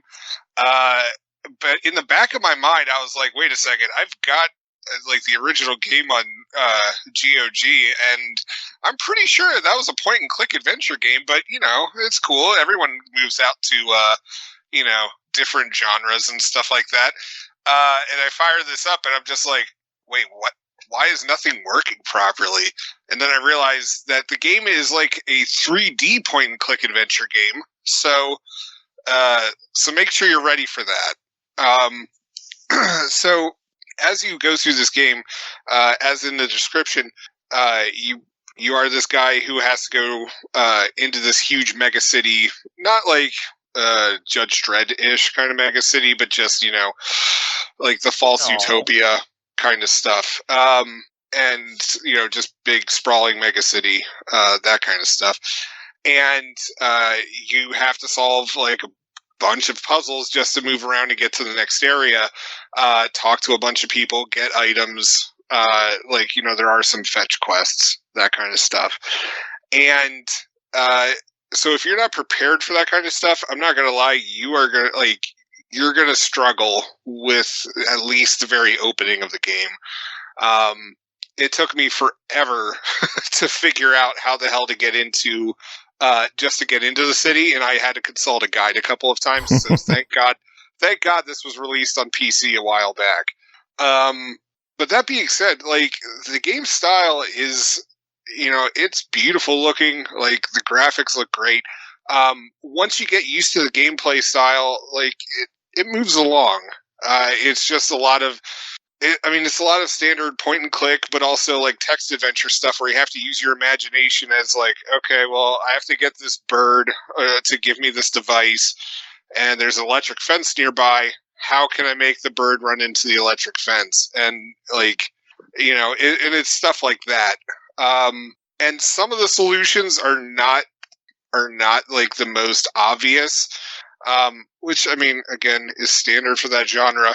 But yeah, to give away something very, very early, like you have to scare birds away, and you would think you can use your crowbar to like hit them or scare them away or something. But instead you have to use a piece of, like, where did you have a piece of cake? Those crows. Why did you have a piece of cake? And you use the piece of cake to get rid of them. Right. But the cake is a lie. Nope, not in this game. No. Yeah. I disapprove. And so it's just like you meet a very interesting wide array of characters in it, and it's a pretty interesting game. But I don't want to say that it's a slog to get through, but it is a time consuming game, and you better have the time to devote to this. And it's one of those things where it's just like you better be ready, like this is the game you're going to be focusing on for a while. This is not something I'd recommend like putting down. It's not a pick up and play kind of thing. Right. But they do allow you to save anywhere, which is helpful, or at least mostly anywhere. It is. And honestly, it's just like, the more I got used to it, the more I was getting into it. And I'd kind of actually like to see more titles like this. Because it's just, it's a type of game I don't see that often, like a 3D point and click adventure like this. Yeah, you've got the Sam & Max, but it's still like almost like a 2D focus. This one is like it's all done in a first person perspective, or third person, but yeah, like open world style.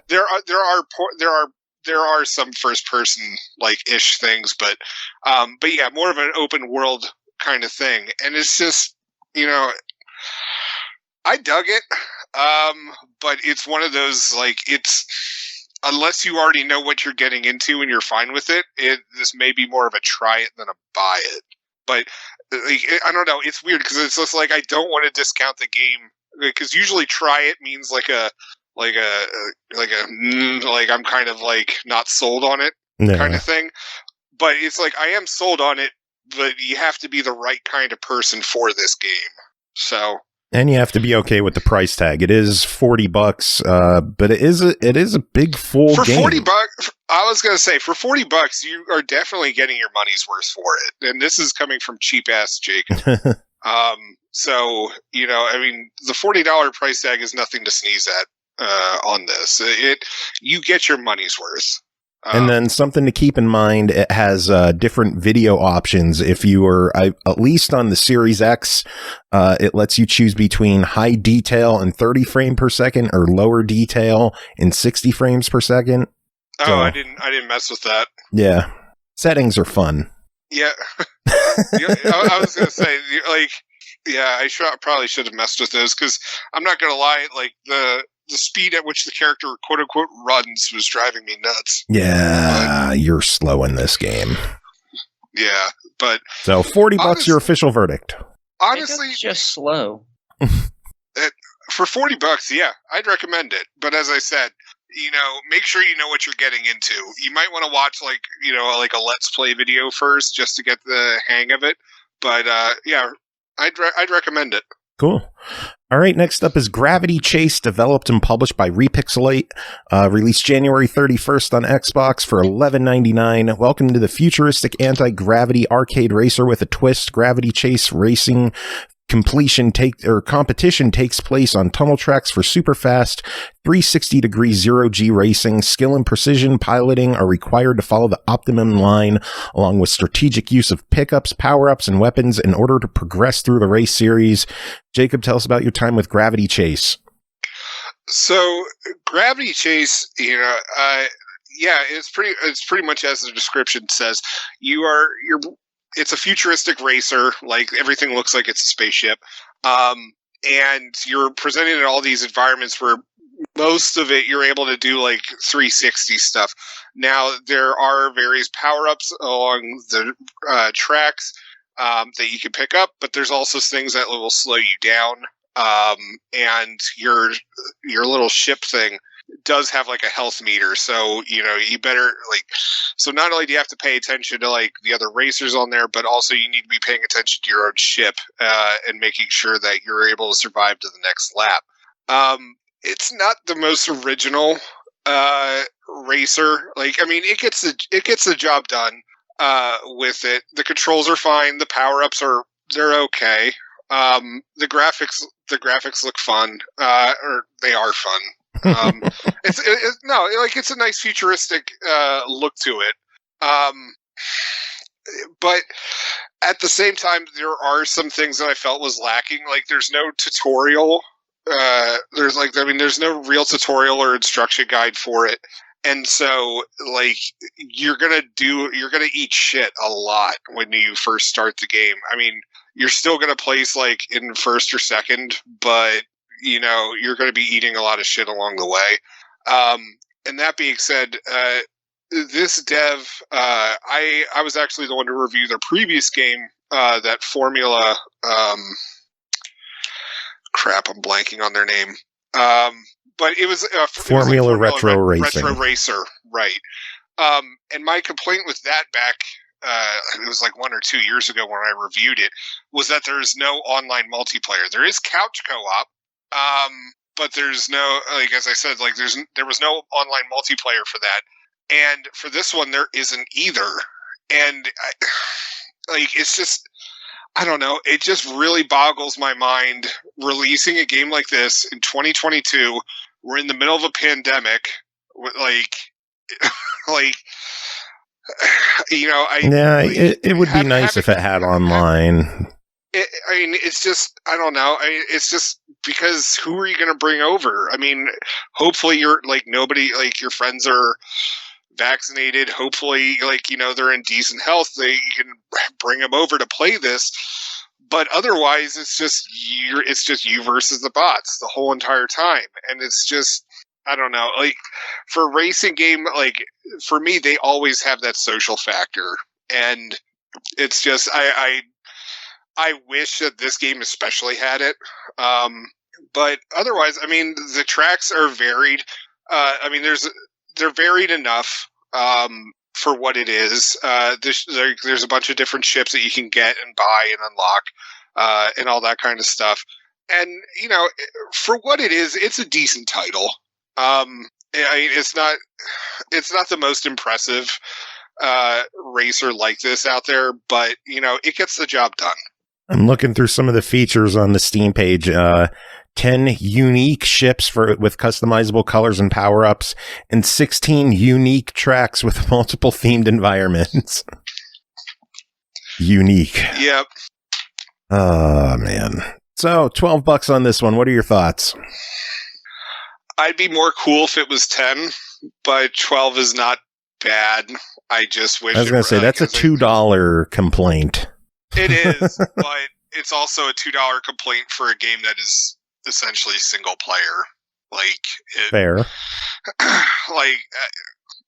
It's one of those things where I'm just like, it's 2022, and you're going to release a racing game at this point without online multiplayer. No. Sorry.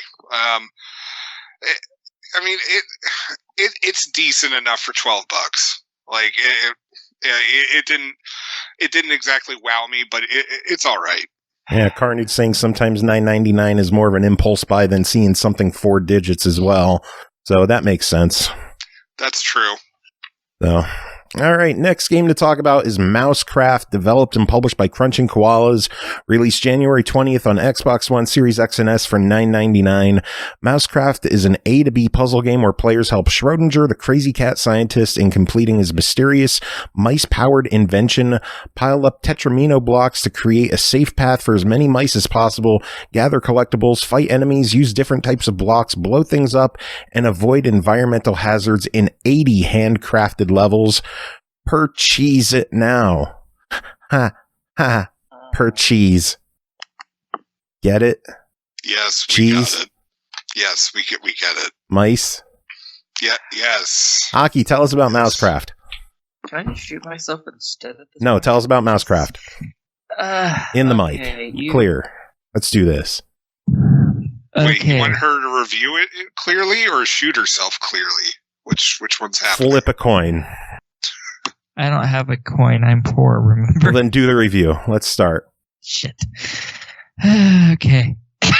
In this, you play as a mad cat scientist, and you're basically trying to get mice to get from point A to point B without them dying, and while picking up these weird blue crystals that you give to a kingpin who gives you only a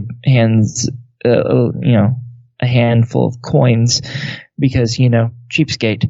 And apparently you think that's a good idea, but, whatever. You've been trying to create something with cheese for years and you're poor, so you just agree to the idea because you've run out of cheese and money for cheese. Again, none of this makes sense. So basically, the story doesn't matter. It's all about the gameplay in this. Yeah, pretty much.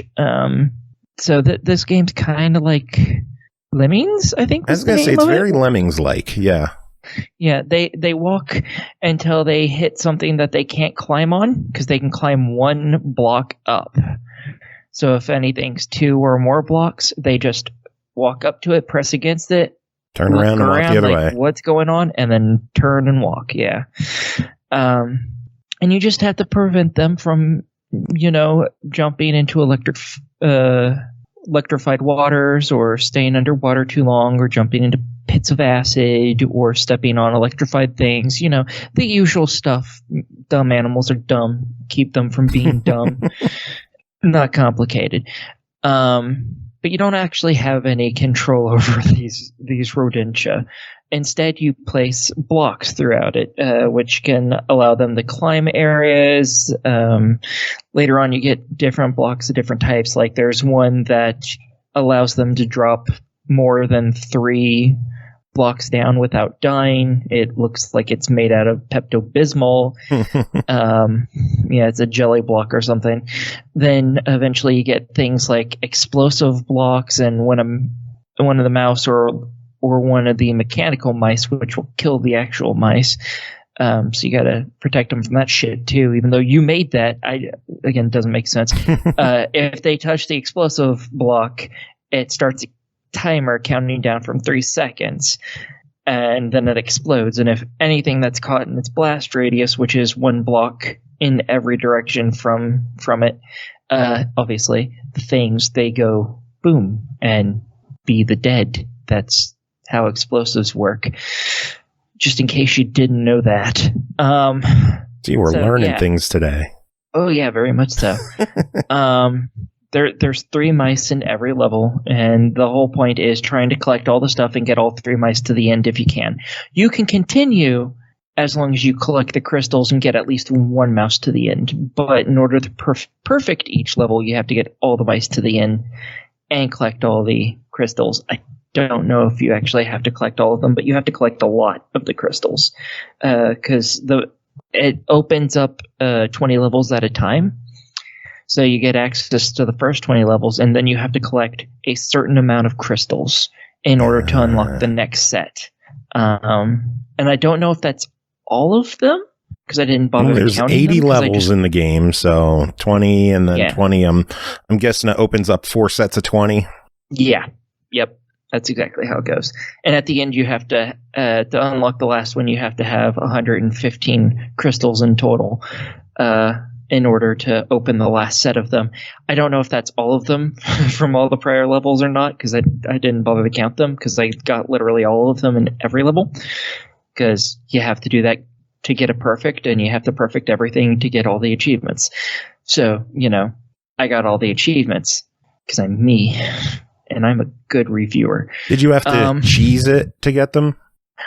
Some of them, kind of, because there's a bunch of achievements for killing the robotic mice in different ways. So you do that, and then you kill your mice, and then you restart the mission that way, because that's the only way to get it to actually count them, unless you want to complete the level, get 1 robo mouse kill, and then complete the level, and then restart the whole thing all over again, instead of just killing everything. I wonder if the game is compatible with mouse and keyboard. Oh my god, I fucking hate you so much. Like, honestly, I was originally going to compliment Aki for just ignoring, did you cheese it? And then you just had to do I wonder if it can play with mouse and keyboard. Shut up, Joe. Shut up. Since it's on Steam, yes, it can, and I hate you for even bringing that up. God damn it. I meant the Xbox version, if you could use mouse and keyboard, because some games support mouse and keyboard on Xbox. It's a legit question, asshole. I didn't try it, but it very well might, since it's been a Steam game since 2017 or 2019 or something. So it could. I'm not going to say it does, because I don't do that. But Aki's not a monster. I hate both of you so much. Well, we better move on. Oh, well, damn it. I was going to make a cheddar pun. You missed out. You swissed out on that one. No, that was. Please kill me, please. Someone just shoot me in the face. $9.99 for MouseCraft. What do you say? Would you say that's a Gouda price? Damn it, that got me. Shit. Of course, that's the one that I actually found funny. I hate you. I win again. For 80 levels, yeah, I'd go for it.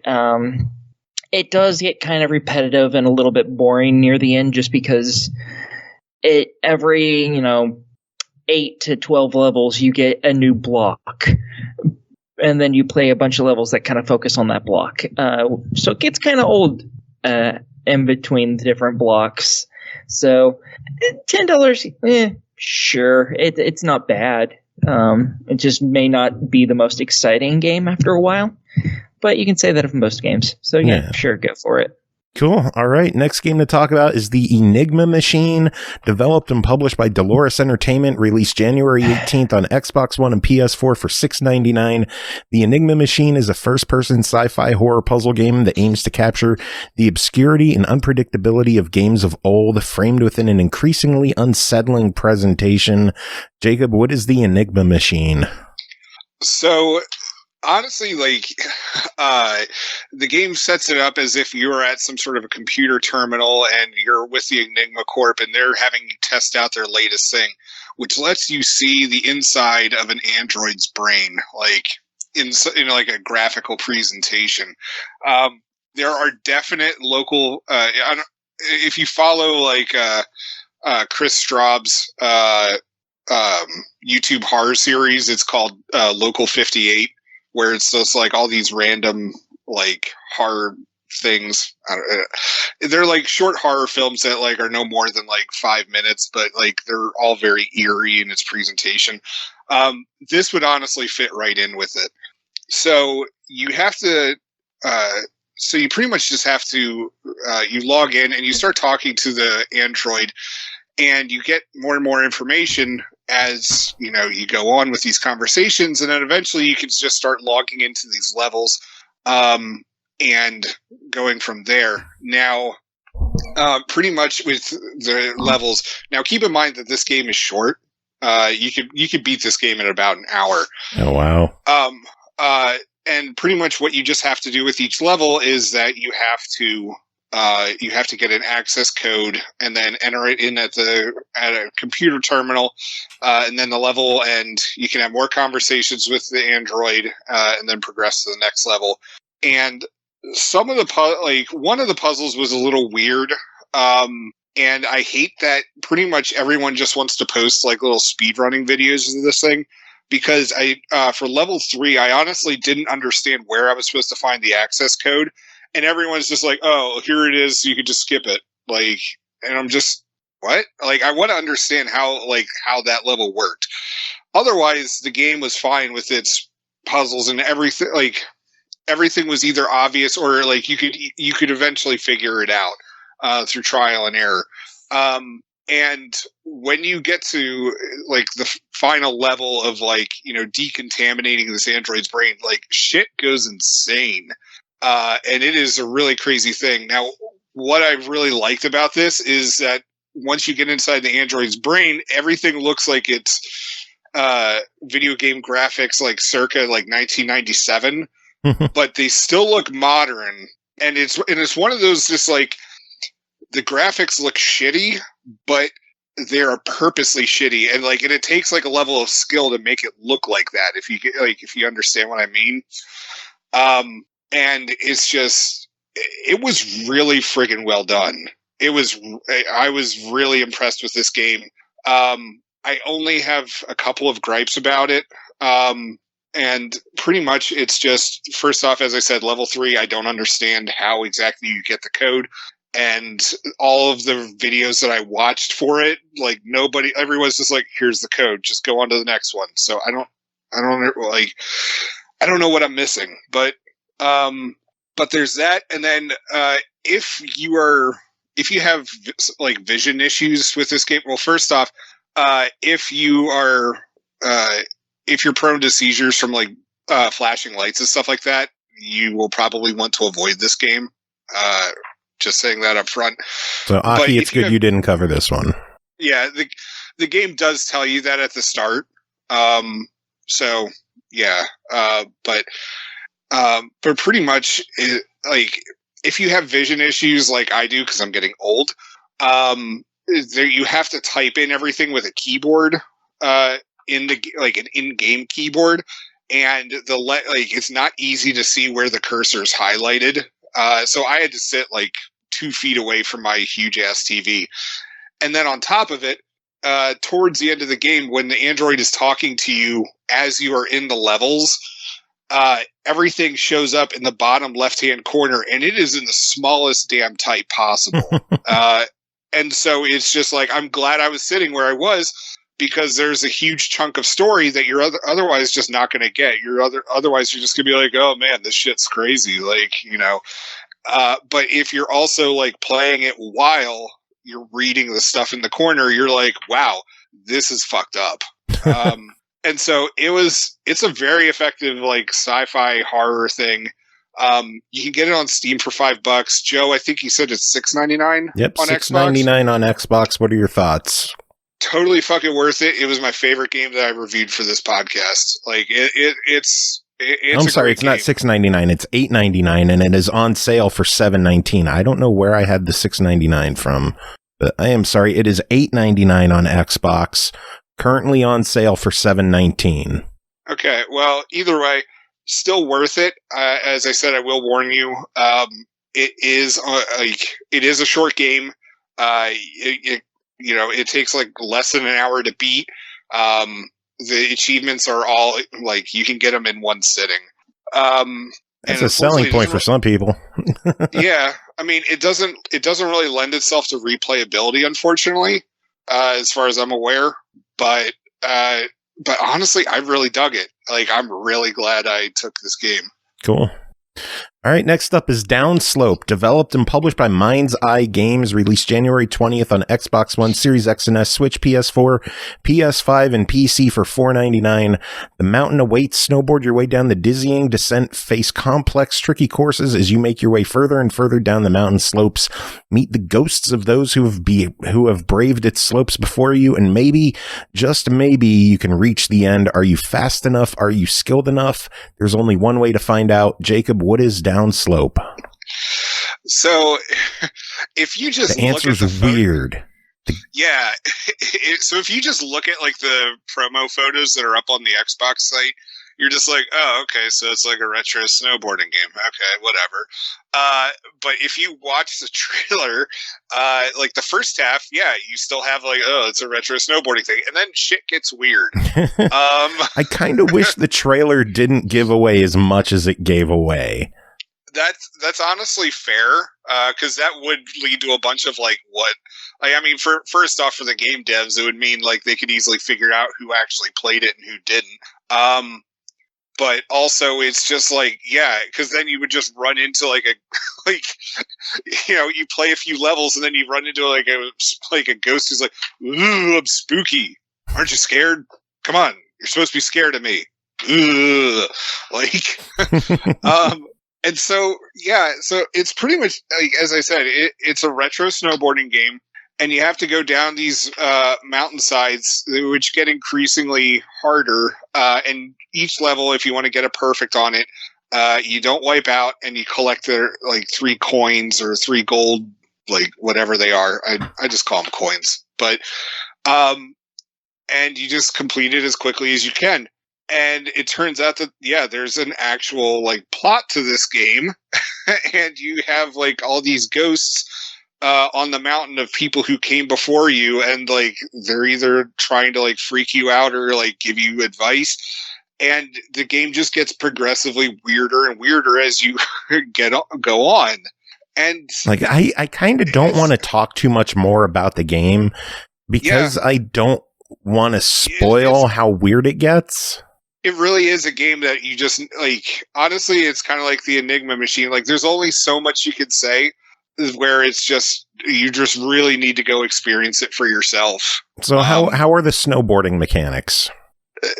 You move left and right, yeah. Yeah, it's a traditional, like it's like a traditional, like, early 1980s arcade game. Like, you move left or right, you go down the mountain.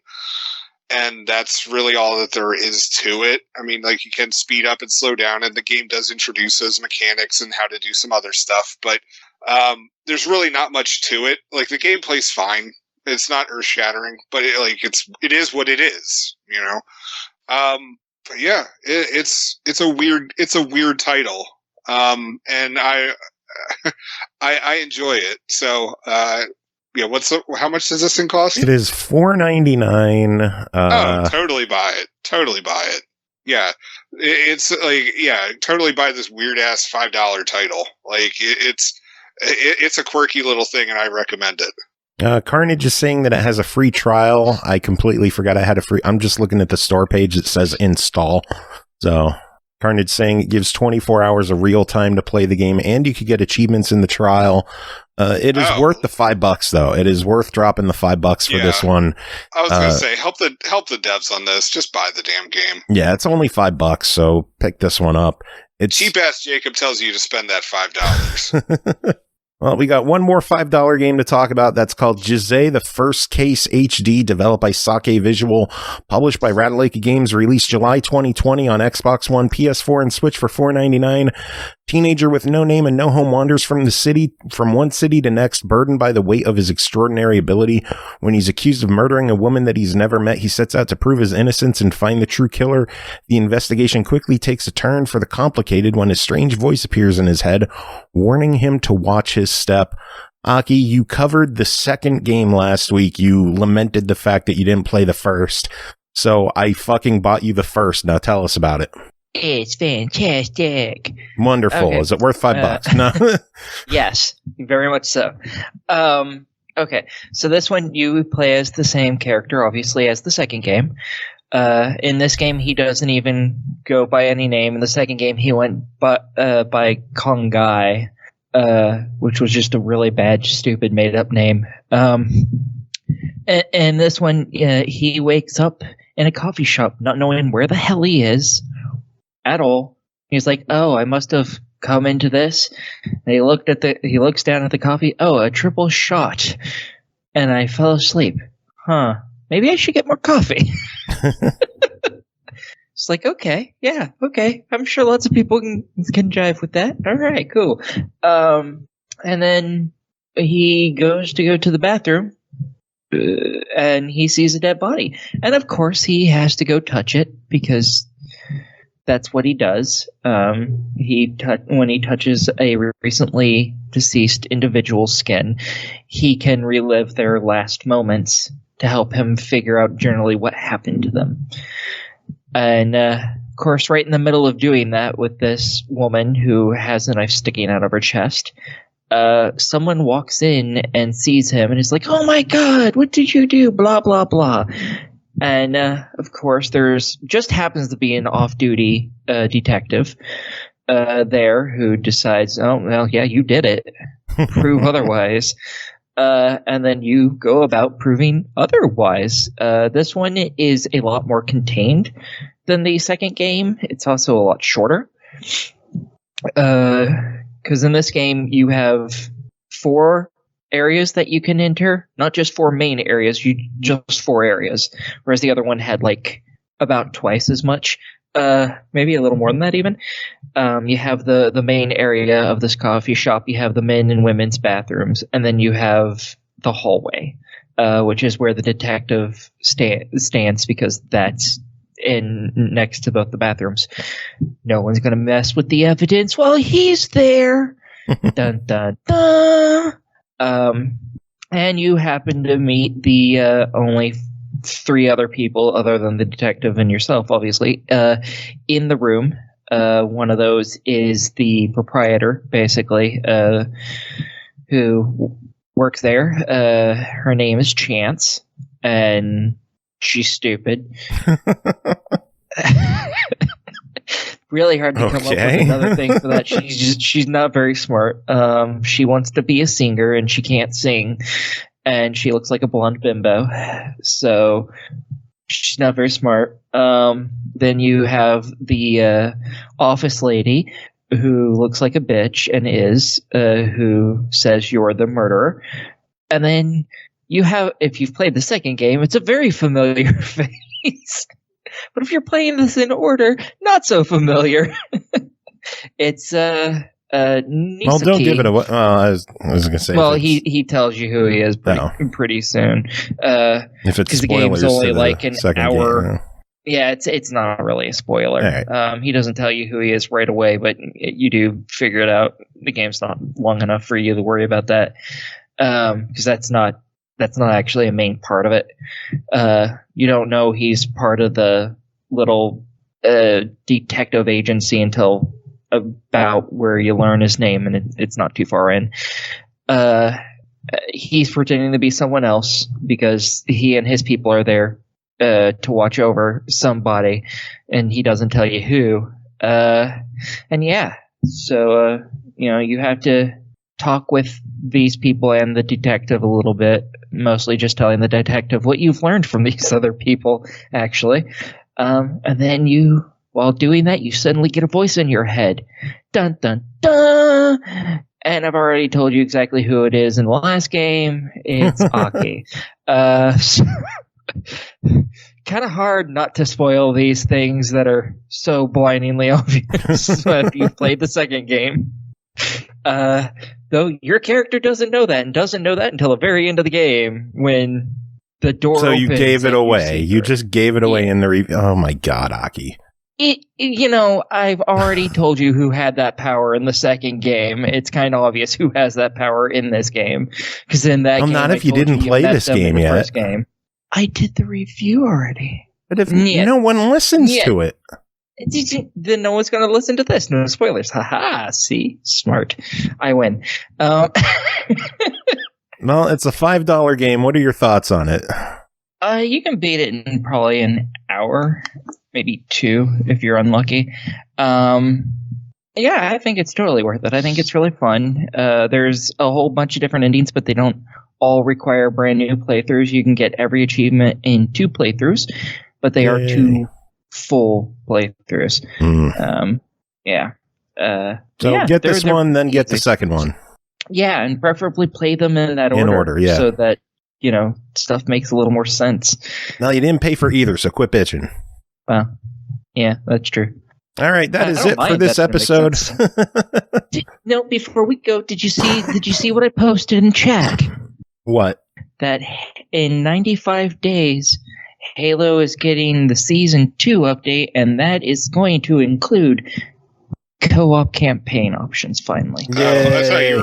I thought you were about to say cat ears. Yay! Oh, I hope so. I want the cat ears. Halo cat ears. I'm going to have to look for those.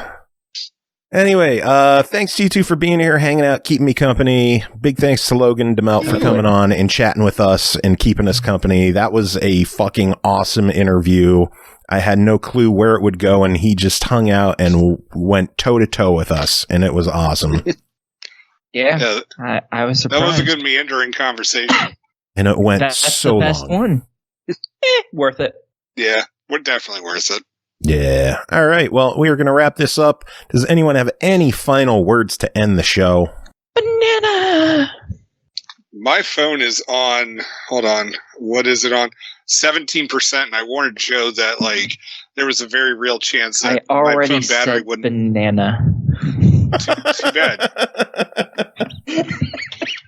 I'm surprised that it fucking lasted the entire show. I said especially banana.